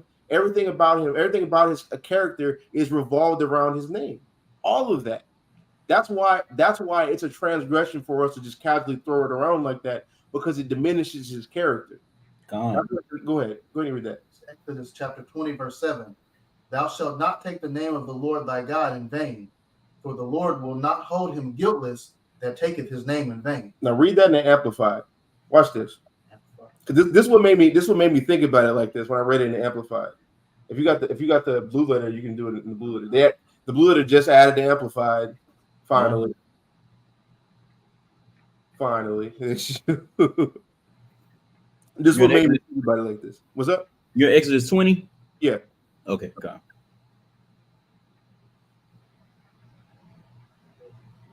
No, you got it. Yeah. 7, go ahead. You shall not take the name of the Lord your God in vain, that is irreverently yeah. In false affirmations, or in ways that impugn the character of God. The what part? Impugn the character of God. The character of God. His name's wrapped around his character, and the character is wrapped around his name. The way we know about this God is through what he does, his actions. Him just even his name just in general means he exists, the existing one. He is existence, right? His character is wrapped around his name, and vice versa. Read that verse in Psalms real quick, Donwalla. This is the book of Psalms, chapter 9 and verse 16. The Lord is known by the judgment which he executes. He's known by the judgment which he executes. What he does. Like when you see all the firstborns and everything in damn Egypt get put to death, the Lord did it. When somebody gets killed in the city, the Lord did. Give me that in Amos real quick. Amos chapter 3 verse 6. The Lord did it. You give me Exodus 9 and 15. Go ahead. This is Amos chapter 3 and verse 6. Shall a trumpet be blown in the city, and the people not be afraid? Shall there be evil in the city, and the Lord have not done it? And who haven't done it? and the Lord have not done it? That's rhetorical because the Lord do it. Get that first Samuel chapter 2.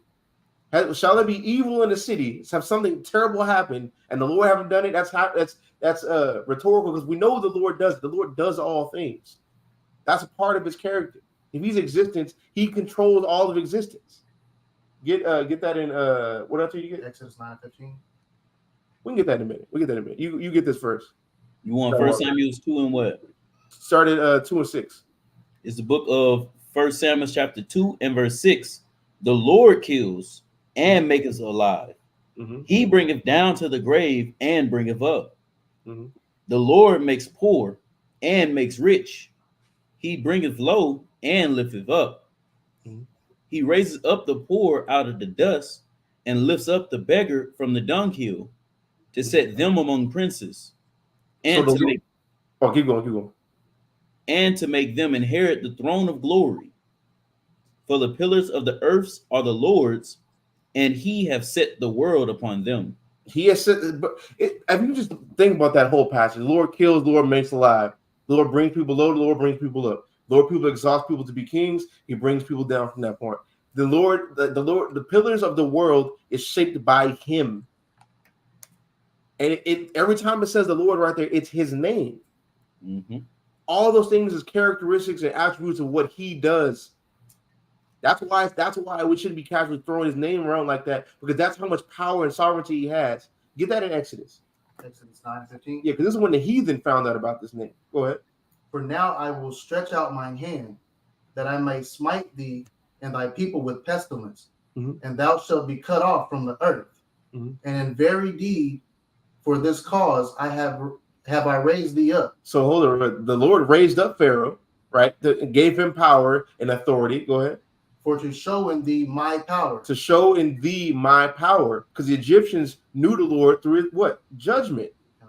And the rest of the heathen heard about what happened to Egypt and what power did that. That's when Yahweh's name was made manifest. That damn near all the people said, "Oh, that's the God. That's what that God does. I'm not going to mess with that God." No smoke. And the Philistines knew about this because they quoted it. They quoted it after they took the ark. After they took the ark and all the things started happening to their gods, they kept falling in the pestilences that happened to them. They referenced about how Israel was saved out of Egypt. They knew about this. So and that's the moment we're recounting right here in Exodus. The Lord raised up Pharaoh to where he can be destroyed, to where the Lord's power or Yahweh's power can be made manifest to everybody. This is what this God does. This is what what did it say? Al-Shaja, the great power, demon-like power God. This is made manifest to people. And Nicholas in the spirit. That's the next verse I was going to get. Yeah, I got a precept too. Okay. I'll read this real quick. Isaiah 45:7. I form the light and create darkness. I make peace and create evil. I, Yahweh, do all these things. I, Yahweh, do all these things. You see that? That's why I said his name is wrapped up in his character. And his character is wrapped around his name. Though all these things we read in the Bible is done by who? This power. The only way we know this power is by this name. You got to think about how crazy that is, right? That's wild. Go ahead. Wow. So this is the book of 2 Maccabees chapter 3 and verse 37. And when the king asked Heliodorus who might be a fit man to be sent yet once again to Jerusalem, he said, if you have an enemy or traitor, send him there, and you shall receive him well scourged, if he escapes with his life. For in that place, no doubt, there is a special power of God. For he has dwelt in heaven, has an eyes on that place and defends it, and he beateth and destroys them that come to hurt it. Showcasing how the heathen know our God, and the heathen know they know how the Most High get down, man.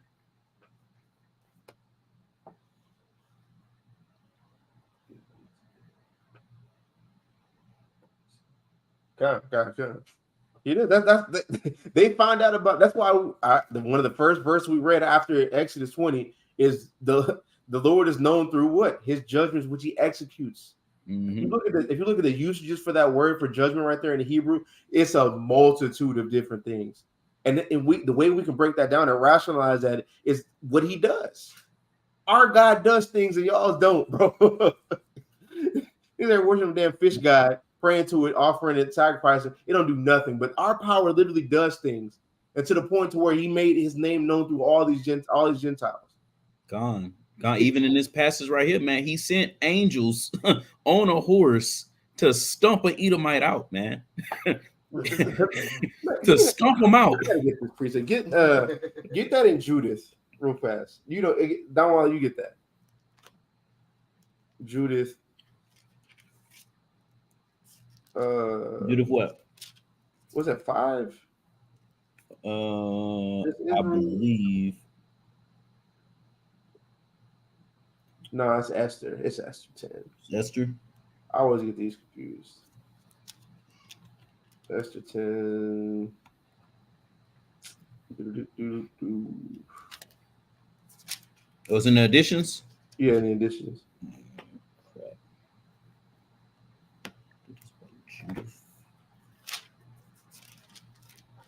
Yeah, 10 and 9.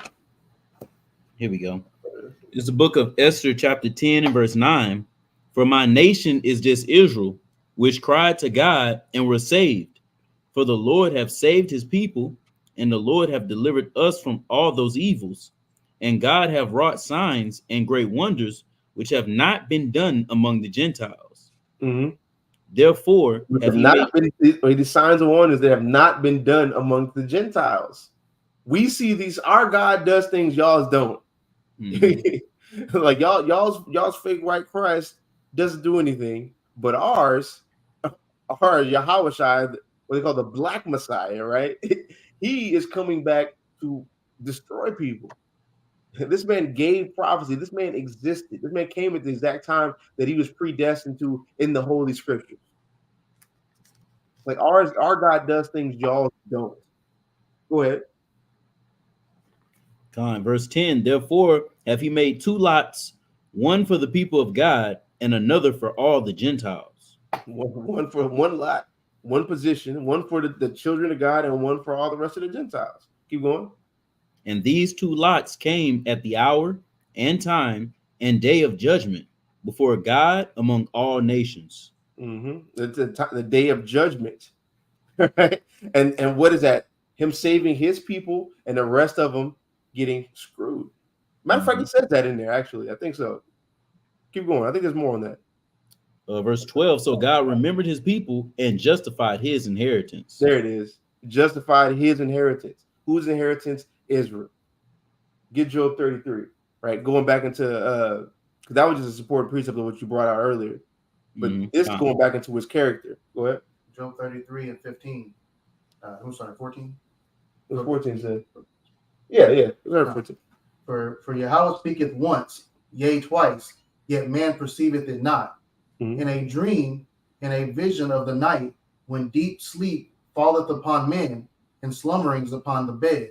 Mm-hmm. Then he openeth the ears of men and sealeth their instruction. He does what? Sealeth their instruction. He sealeth their instruction, right? When you were asleep at night, right? When you think you're having that good deep sleep, that REM sleep, or was that rapid eye movement sleep? That's when the Lord is sealing your instruction of how you are going to walk in that following day to fulfill his purpose. Matter of fact, I think it says it. Keep going. Next verse.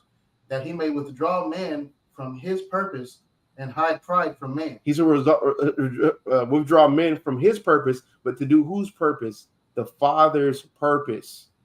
That's what's happening right there. Mm-hmm. We think we have thoughts of how our day is going to go and what we think we're going to do in this day, but the Lord, matter of fact, it says that it's in Proverbs. What does it say? A man deviseth a plan, but the Lord directeth his steps. You know what it said? You know what I said? Is that 16? Yeah, like that cuts free will. Yeah. Directly. Me and Isaiah were talking about this the other day when we were in Atlanta. Chief was talking about free will, and he brought this out. He was like, when you go to sleep, that's when you get all his instructions downloaded into you, and then you wake up. But if, like, say, you don't get enough sleep, that cuts off all that instruction that you're supposed to get, right? So when you wake up, you're all drowsy, and you don't know what you're doing. It's because you didn't get that full download. Damn. Oh, I missed that breakdown. I need that breakdown. And when Yeah, Chiefs start giving breakdowns, it's crazy. Hey, you looking for man's goings? Nah, this is the one I want. Proverbs 16:9. It says, "A man's heart deviseth his way, but the Lord directeth his steps." That's that instruction, right? What does the other translation say? We can make our plans, but the Lord determines our steps. That's NLT. That's Amplified say. Man's mind plans his way as he journeys through life, but the Lord directs his steps and establishes them. Yee. Tough. Tough.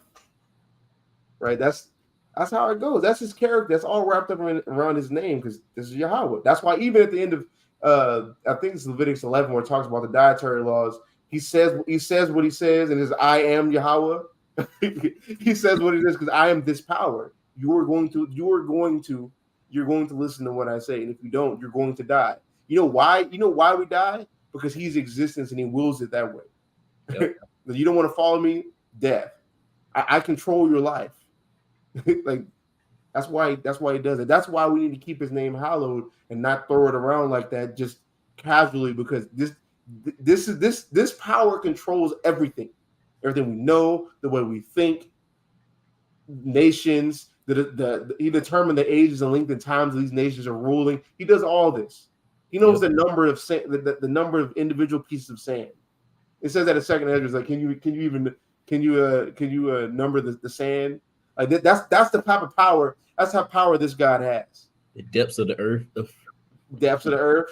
All that, bro. Come on, man. That's why we hallow his name. You can go back into the Matthew 6. Yeah, because we're gonna get to the crux of it. We hour and a half into it, we're gonna get to the crux of the matter, man. Repeat 9. After this manner therefore pray ye, our Father which art in heaven, hallowed be thy name. Thy kingdom come, thy will be done in earth as it is in heaven. He said, he's saying, thy kingdom come. Christ wanted us. You give me Daniel chapter 2, verse 44. Christ wanted us to pray for his kingdom, to pray for the Lord's kingdom to be on earth, just like how it is in heaven. Now, the kingdom isn't specifically a place. Kingdom just means rulership and dominion, right? So we want the Lord's rulership and dominion. So let's see what Christ wants us to pray for. You listen, Daniel. Before you get that, Donwala, you get Micah chapter 4, verse 8. But go ahead. Daniel chapter 2, verse 44. And in the days of these kings shall the God of heaven set up a kingdom. And so this is the kingdom. The God of heaven set up a kingdom. Christ wanted us to pray for his kingdom to come on earth. Go ahead. Which shall never be destroyed. Mm-hmm. And the kingdom shall not be left to other people. It shall not be what? Left to other people. It shall not be left to other people. When you look at this, I forgot if this, because I know Daniel was different. I forgot if it was Hebrew or Aramaic. When you look at that, I gotta look that up again. I think it's Aramaic. I think it's Aramaic. When you look at that word right there for other people, it's literally nation. It won't be left to other nations. Because I remember if anybody saw the video I did with that one dude, when you think you know the Bible,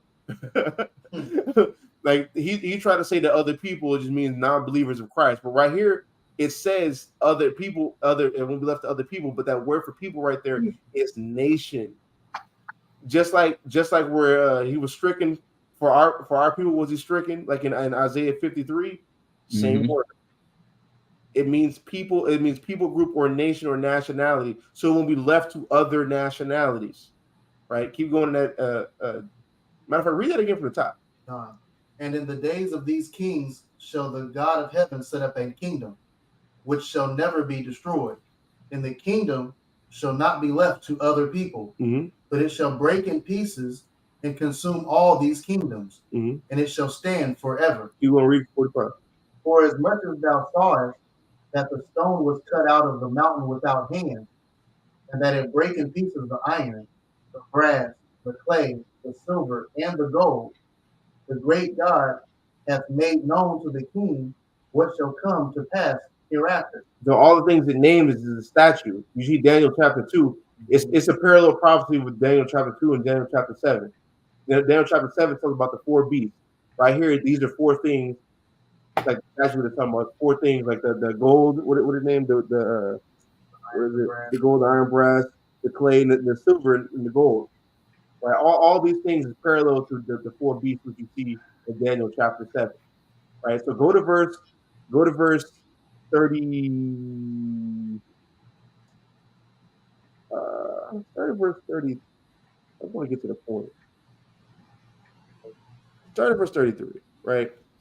Start at verse 33. Because before you do that, because you'll have somebody, I even had this before on the street, somebody will say this has happened already.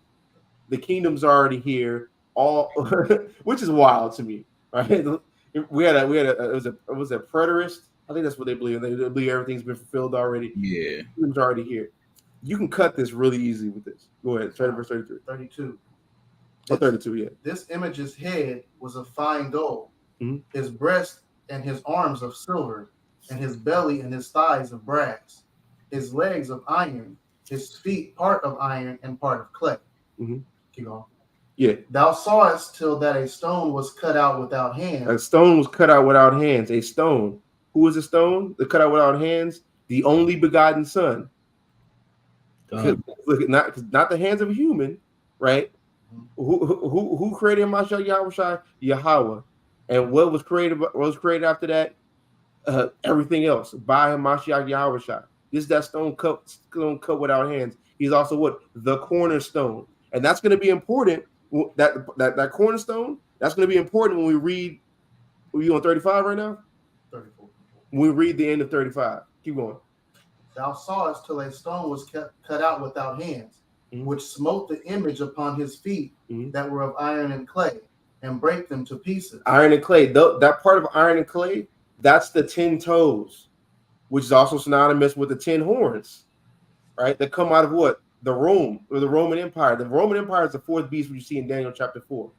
So the 10 horns, or the 10 feet right here, there's the miry clay and the iron, right? That's NATO and EU.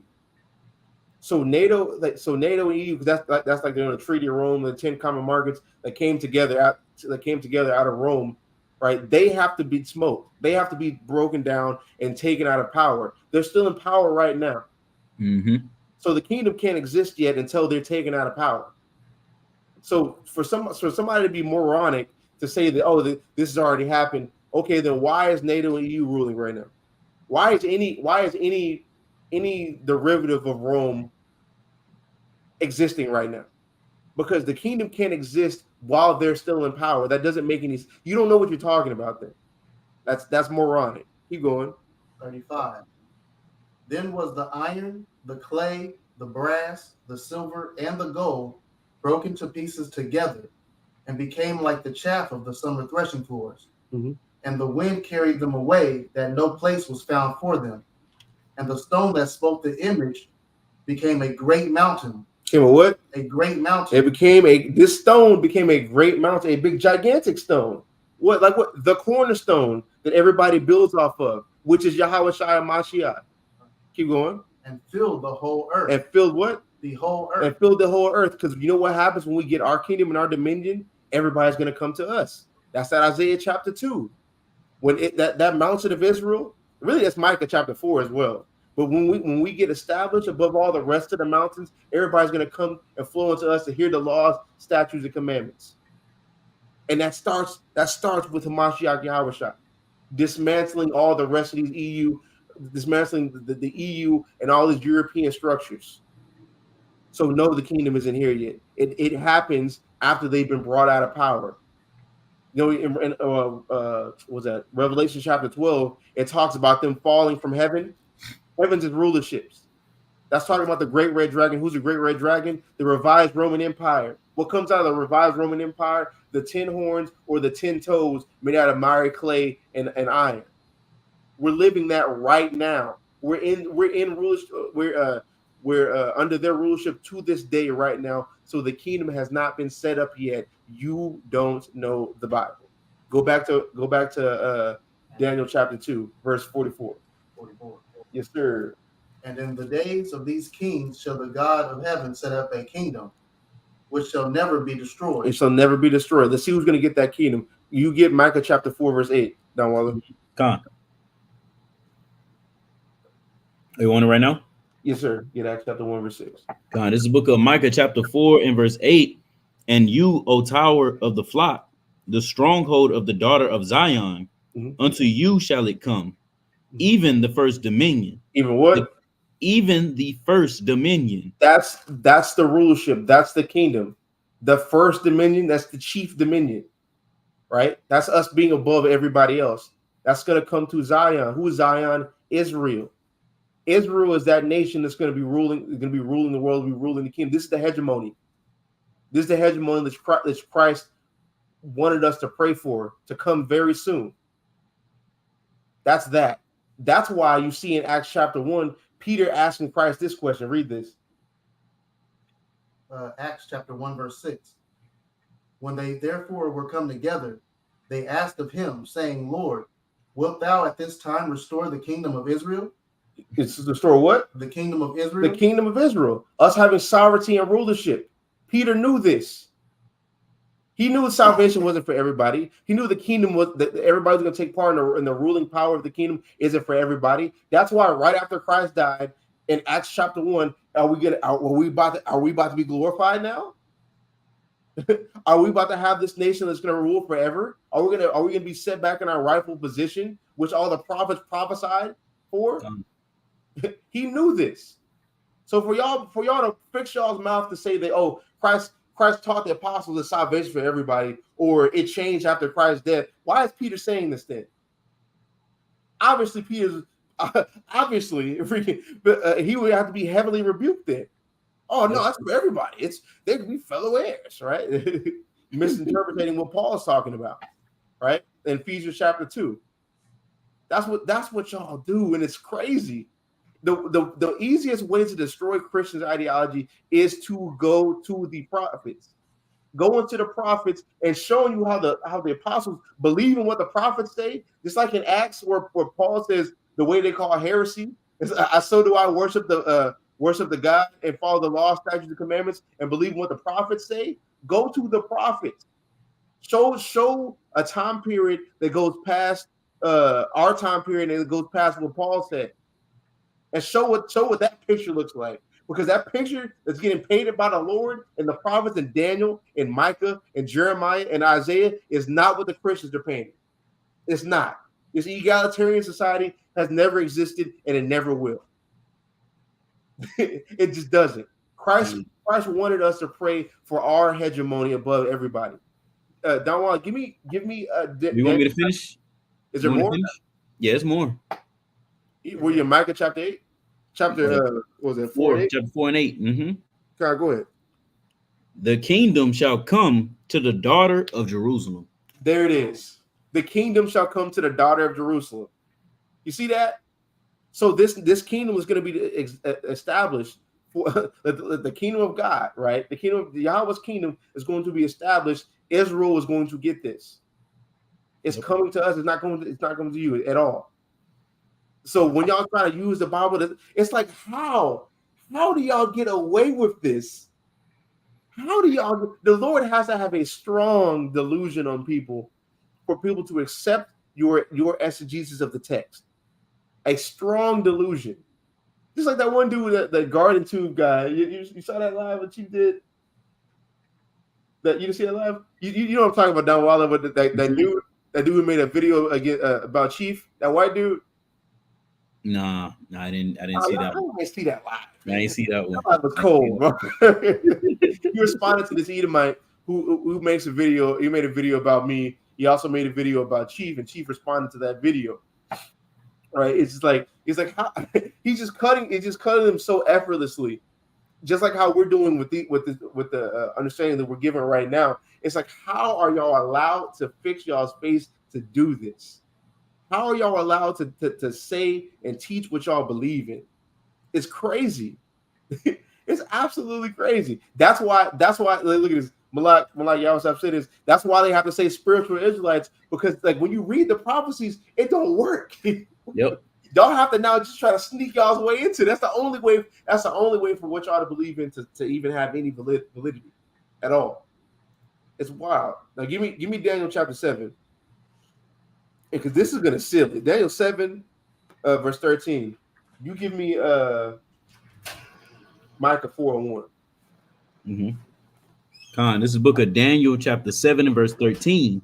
I saw in the night visions, and behold, one like the Son of Man came with the clouds of heaven, and came to the Ancient of Days, and they brought him near before him. Mhm.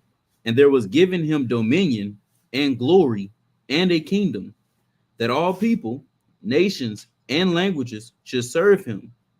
His dominion is an everlasting dominion which shall not pass away, and his kingdom that which shall not be destroyed. And that's another preterist cut. We haven't seen that.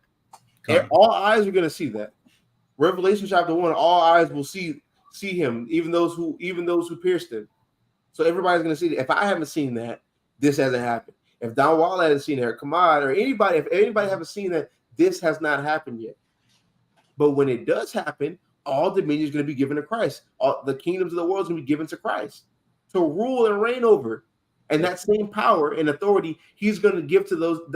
You give me Revelation chapter 2 real quick. That same power he's going to give to the children of Israel, the actual Christians. Revelations 2 verse 26. The one I always pull. Revelation chapter 2 verse 26. And he that overcometh and keepeth my works until the end, to him will I give power over the nations. Keep going. And he shall rule them with a rod of iron, as the vessels of a potter shall they be broken to shivers, even as I received of my Father. Even as you received the Father. Your battery run low? You bring a charger? What kind of charger you got? Turn it around. Like yours. I may have that one. Actually. I may have that one. Let me see. Matter of fact, I think. Hold it. Salat. Let me see. It says something real quick, Don Con. I mean, it's pretty self-explanatory, man. Like when you read the scriptures, the kingdom goes to Israel, salvation goes to Israel. Everything that we see pertaining to salvation, pertaining to the kingdom of Christ, pertaining to the kingdom of God, it all goes back to Israel, man. It all goes back to Israelites. Like, I even go back to the law. All right, let me see. We go bread and butter, Deuteronomy 30. When we go to Deuteronomy 30, verse 7, and the Lord your God will put all these curses upon your enemies and on them that hate you and which persecute you. So how is other nations getting the kingdom if they have curses coming their way? Like, it just doesn't make sense, man. It makes no earthly sense and no earthly idea. And what the brother was about to pull up in Revelations chapter 2, what's this? I'll start from 26. Revelation chapter 2 and verse 26. And he that overcomes and keepeth my works unto the end, to him will I give power over the nations, and he shall rule them with a rod of iron, as the vessels of a potter shall they be broken to shivers, even as I received of my Father. And that's Christ speaking, man. That's Christ speaking. So how can the kingdom of God be for everyone when Christ is given the power to those who keeps his works until the end to break the nations down, like we just seen in Daniel chapter 2? It just doesn't jive with the Christian understanding or Christianity. I say that. All right. Let me see what's somewhere else we can go here, because I don't know if Yadi was gonna keep on going on Daniel 7, but just skipping down to verse 18, it says, "But the saints of the kingdom shall take Salaki, but the saints of the Most High shall take the kingdom and possess the kingdom forever." You're jumping the gun. Yeah, you told me to talk. You know me, man. I'm gonna talk. Go back to Daniel 13. God, Jumping the gun, bro. This Daniel 7 to 13. I saw in the night visions, and behold, one like the Son of Man came with the clouds of heaven, and came to the Ancient of Days, and they brought him near before him. And there was given him dominion and glory and a kingdom, that all people, nations, and languages should serve him. His dominion is an everlasting dominion which shall not pass away, and his kingdom that which shall not be destroyed. So that power that Christ is going to get when he comes back in the clouds, right? All that dominion over everything, he's going to get that, and then he's going to give that to us, the people who overcome, right? So keep going. Fine. Verse 15, I, Daniel, was grieved in my spirit in the midst of my body, and the visions of my head troubled me. I came near unto one of them that stood by and asked him the truth of all this. So he told me and made me know the interpretation of the things. These great beasts, which are four kings which shall arise out of the earth. Babylon, Persia, Greece, and Rome. Go ahead. But the saints of the Most High shall take the kingdom and possess the kingdom forever, even forever and ever. So the saints of the Most High shall take the kingdom. Give me Psalms chapter 148, verse 14. Let's see who the saints are. Let's see who the saints are. Psalms 148, 14. Yeah. Matter of fact, you stay where you're at. I'm gonna get. Yes, I still want that. Yeah, this is Psalms 148, verse 14. He also exalted the horn of his people, the praise of all his saints, even of the children of Israel, and people near unto him, praise ye the Lord. So the saints are Israelites. Yep. Saints means the set apart ones. Who's the only people who've been set apart by the Lord? The Israelites. The saints shall take the kingdom.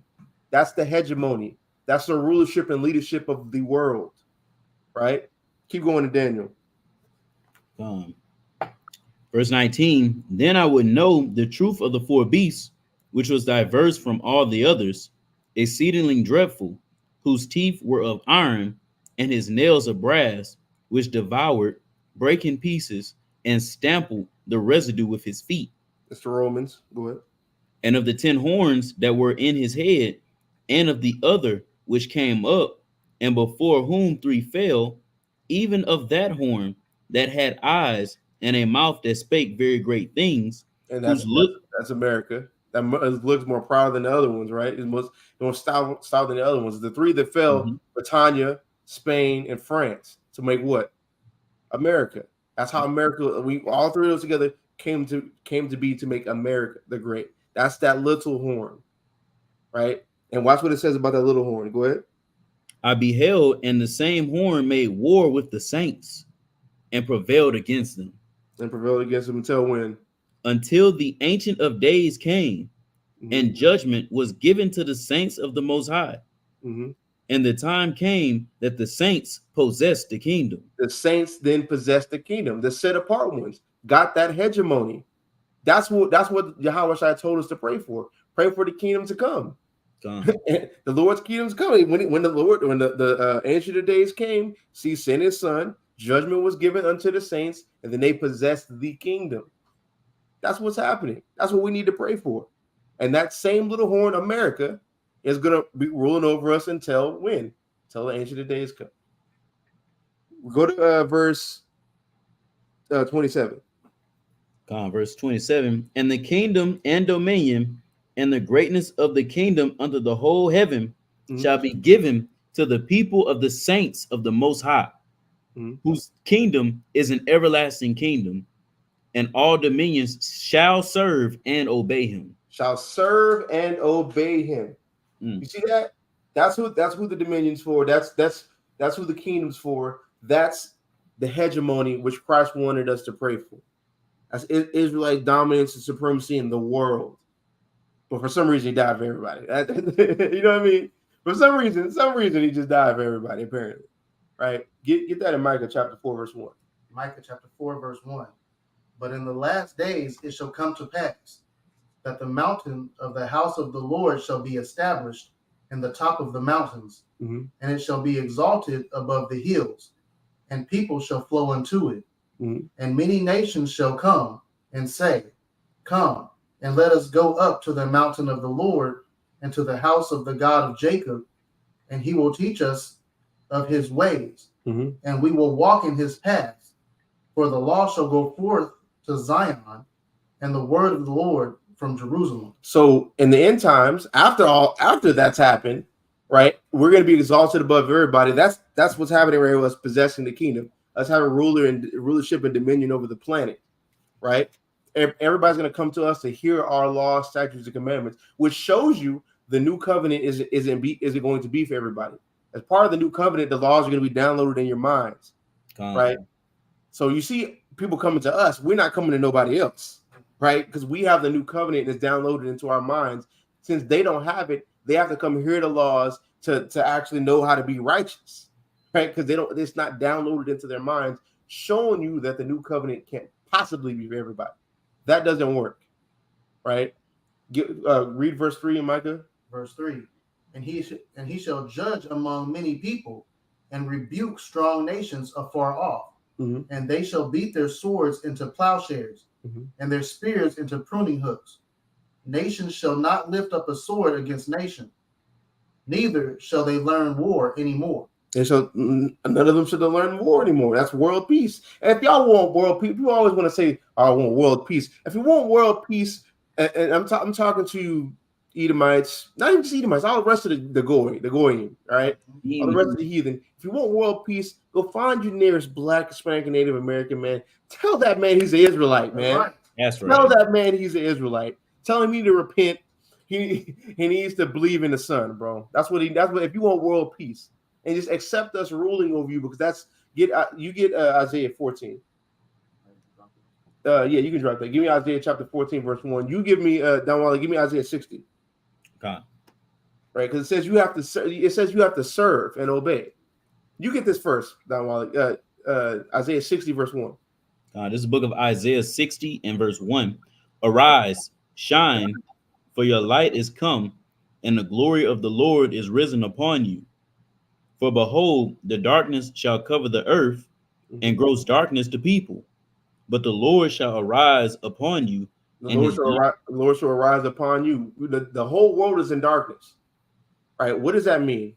The whole world is in darkness. We are going to be the light bearers. That's why it says in Revelation 2. I'm going to get it so we can say where we at.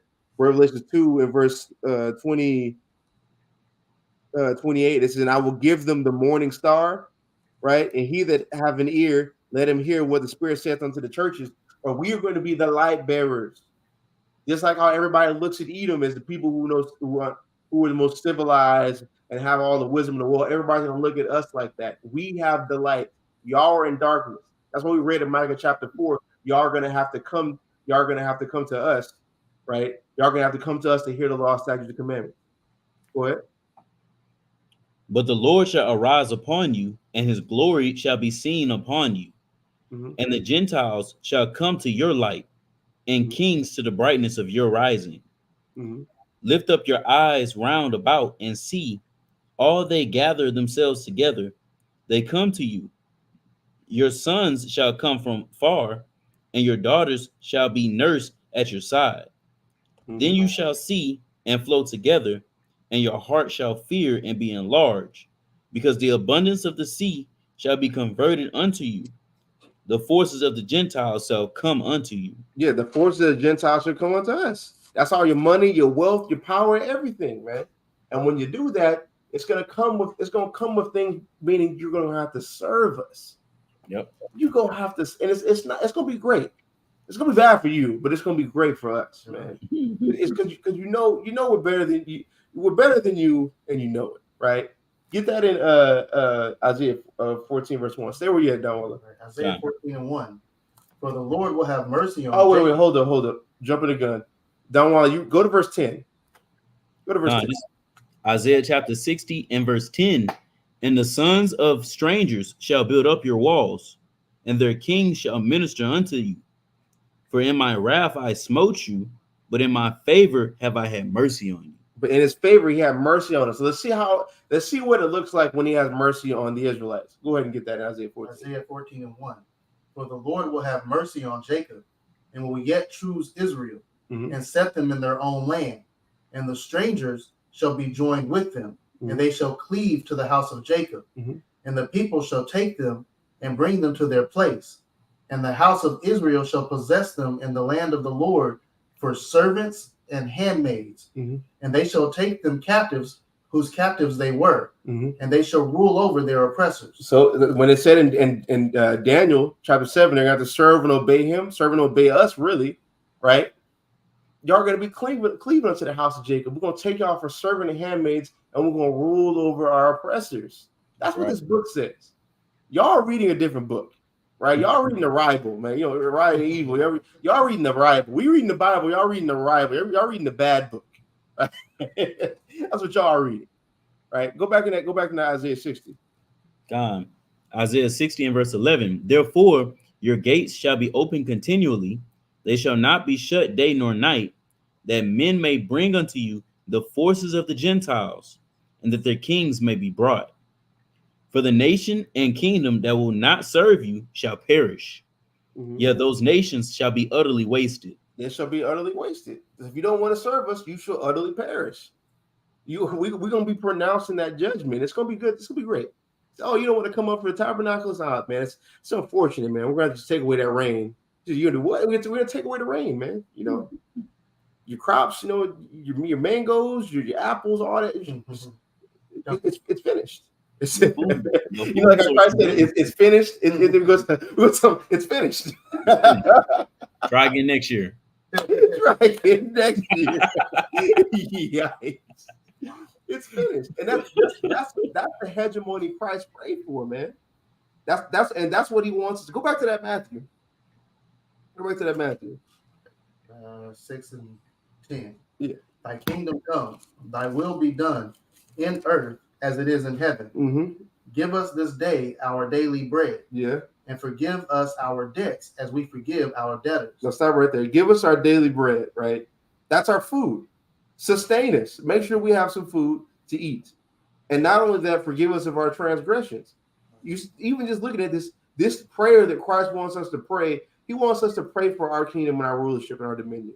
He wants us to be sustained while we're waiting for that. And he wants us to pray for our sins to be forgiven as we forgive those, right? Just like how you forgive us. Keep going. And lead us not into temptation, but deliver us from evil. For thine is the kingdom and the power and the glory forever. Amen. Deliver us from evil. All the stuff that we're going through, our trials and tribulations. Give me 1 Corinthians 10 to 13. The Lord already has a way for us to escape, right? And that's why we need to be praying for it. Pray for him to just deliver us out of these temptations, right? To give us a way of escape. Show us that way of escape. We're gonna get that. This is the book of 1 Corinthians chapter 10 and verse 13. There have no temptation taken you, but such as is common to man. But God is faithful, who will not suffer you to be tempted above that you are able, but with the temptation also make a way to escape, that you may be able to bear it. The Lord didn't, like, your temptation that you're going through, right? And the temptations are going to, like, the trials, right? The trials you're going through, it's not to a level to where you can't get out of it. The Lord has a way for you to escape from it. You just have to pray that he delivers you from it, shows you the way out of it. That's part of this prayer. Like the Lord's prayer right here, this is the prayer, like Matthew 6 and 9 through all the way to verse 13. That prayer covers damn near everything. You sit down and think about it, it covers everything. And we have to pray this prayer. We have to make sure the Lord gives us a way of escaping, gives us a way to puts the Spirit upon us to forgive our neighbors, makes it to where we actually serve him and want and press for our kingdom, because therein is righteousness. 2 Peter 13, where we look for new heavens, a new earth and new heavens, right? Because we know this was going to be burnt up. And this new kingdom wherein is righteousness, because the kingdom we're in right now, there is no righteousness whatsoever, right? Man can do everything for his daughter, still get it took from her. Yep. Right? Man can do whatever, right? You could drive into your car. They said you fit the description, pull you over and shoot you, right? Yep. You have to go. Esau can all the Edomites who have rental properties can all get together and be like, we're all going to raise rent on everybody collectively, right? And we're all going to do it collectively so that nobody gets over on anybody, and everybody gets paid more money. We can all eat together. And you know who suffers behind that? Black, Hispanics, Native Americans. So we'd be the main one renting property because our credit is so bad, and so it's ruined before we get to do anything, right? So we can't even get a house. So now we have to rent. If they're raising prices, we're subject to their rent prices. This place is not righteous. It's not our rest, and it never has been, and it never will be. And thank God that it's circling the damn drain, bro. All praises. That kingdom is coming, bro. Yeah, and then you know, just to dive a little bit deeper, right? The Most High gave us the cheat code to fight temptation, so that we can get the kingdom. Literally, verse 11 says, "Give us our daily bread." We know that Christ is the bread of life, right? And we know that bread is the law, statutes, and commandments, man, that we have to follow to fight that temptation. And then even deeper, I know Chief brought this out a little while back. When you go into the Hebrew word for bread, it literally means to fight. It means to fight. the root word of it. So part of the way that we fight temptation is by the word of God, and that's what's gonna get you Blacks, Hispanics, and Native Americans the kingdom. I got a precept for that. I'm glad you said that. You know, because you know we got to put on the whole armor of God, man. You know, you got this deacon, right? He's Deacon Hakai. He's got this new clothing line called the whole armor, right? What is it? The whole armor guy? You gonna put on the whole armor? Yeah, we're gonna read about that armor, but part of that armor is Ephesians chapter 6 verse 17. It says, "And take the helmet of salvation and the sword of the Spirit, which is the word of God." What is the sword used for? Waging war. To fight. To fight. What are you fighting? Temptation. But finish that on Matthew. Chapters 14. For if ye forgive men their trespasses, your heavenly Father will also forgive you. Mm-hmm. But if ye forgive not men their trespasses, neither will your Father forgive your trespasses. And that's something we got to remember, right? Because there ain't no way we finish in Matthew 6 today. Ain't no way. Ain't no way, bro. The chapter verses. Christ got these chapters just thick for no reason, bro. Hey, we hard headed, man. And then it's crazy. We going into it, we still ain't even like we going like a deeper into it, just like the face value, but like we really could spend more time on that's crazy. We really can spend more time. But yeah, that's a good place to end it on. Read that verse again. But if ye forgive not men their trespasses, neither will your Father forgive your trespasses. If you don't forgive men their trespasses, the Father isn't going to forgive you of your trespasses, and you need it. The Lord don't forgive your trespasses, you're going to get put to death. That's what's going to happen. You're finished. You're finito, man. But it's finished, right? You know, I'm going to start doing that to Christians. It's finished, right? You know. you know when you confounded a Christian so hard and they just stuck just asking just various questions. Like, don't worry, man, it's finished, man. You know, the content, you know, it's finished, bro. They hit you with that. Well, you know, I'll just have to go back and you know reread and do some more studying on that. It's like, yeah, bro, you're finished. Bye. Of course you do, man. You go home. You forget all about that. Keep saying the same bullshit you did when you came up here. Yep.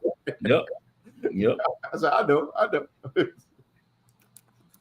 to get back to you on that. I have to get back to you on that. You'll never get back to me. You were confounded. But you got anything you want to say, Don Waller? Nah, man, that's it. A powerful, beautiful lesson in the spirit, man. God. But yeah, you want something you want to say? Come on. No, all praises, bro. All praises, man.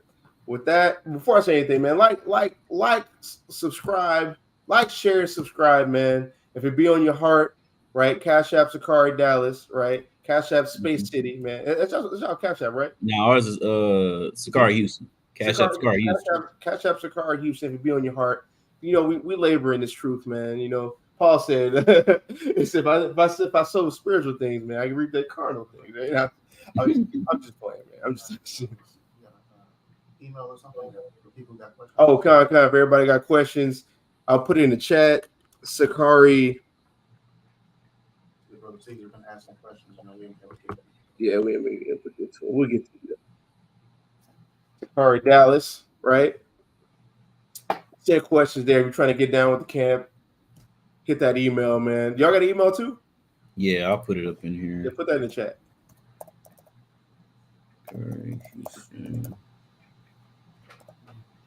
This is 1715.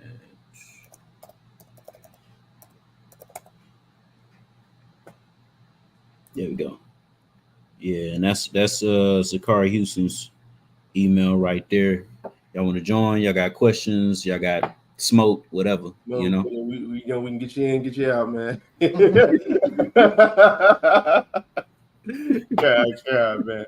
But yeah, man. With that, I'm saying call Allah Yahweh by Shema Mashiach Yahweh Shai and Shalom. Shalom.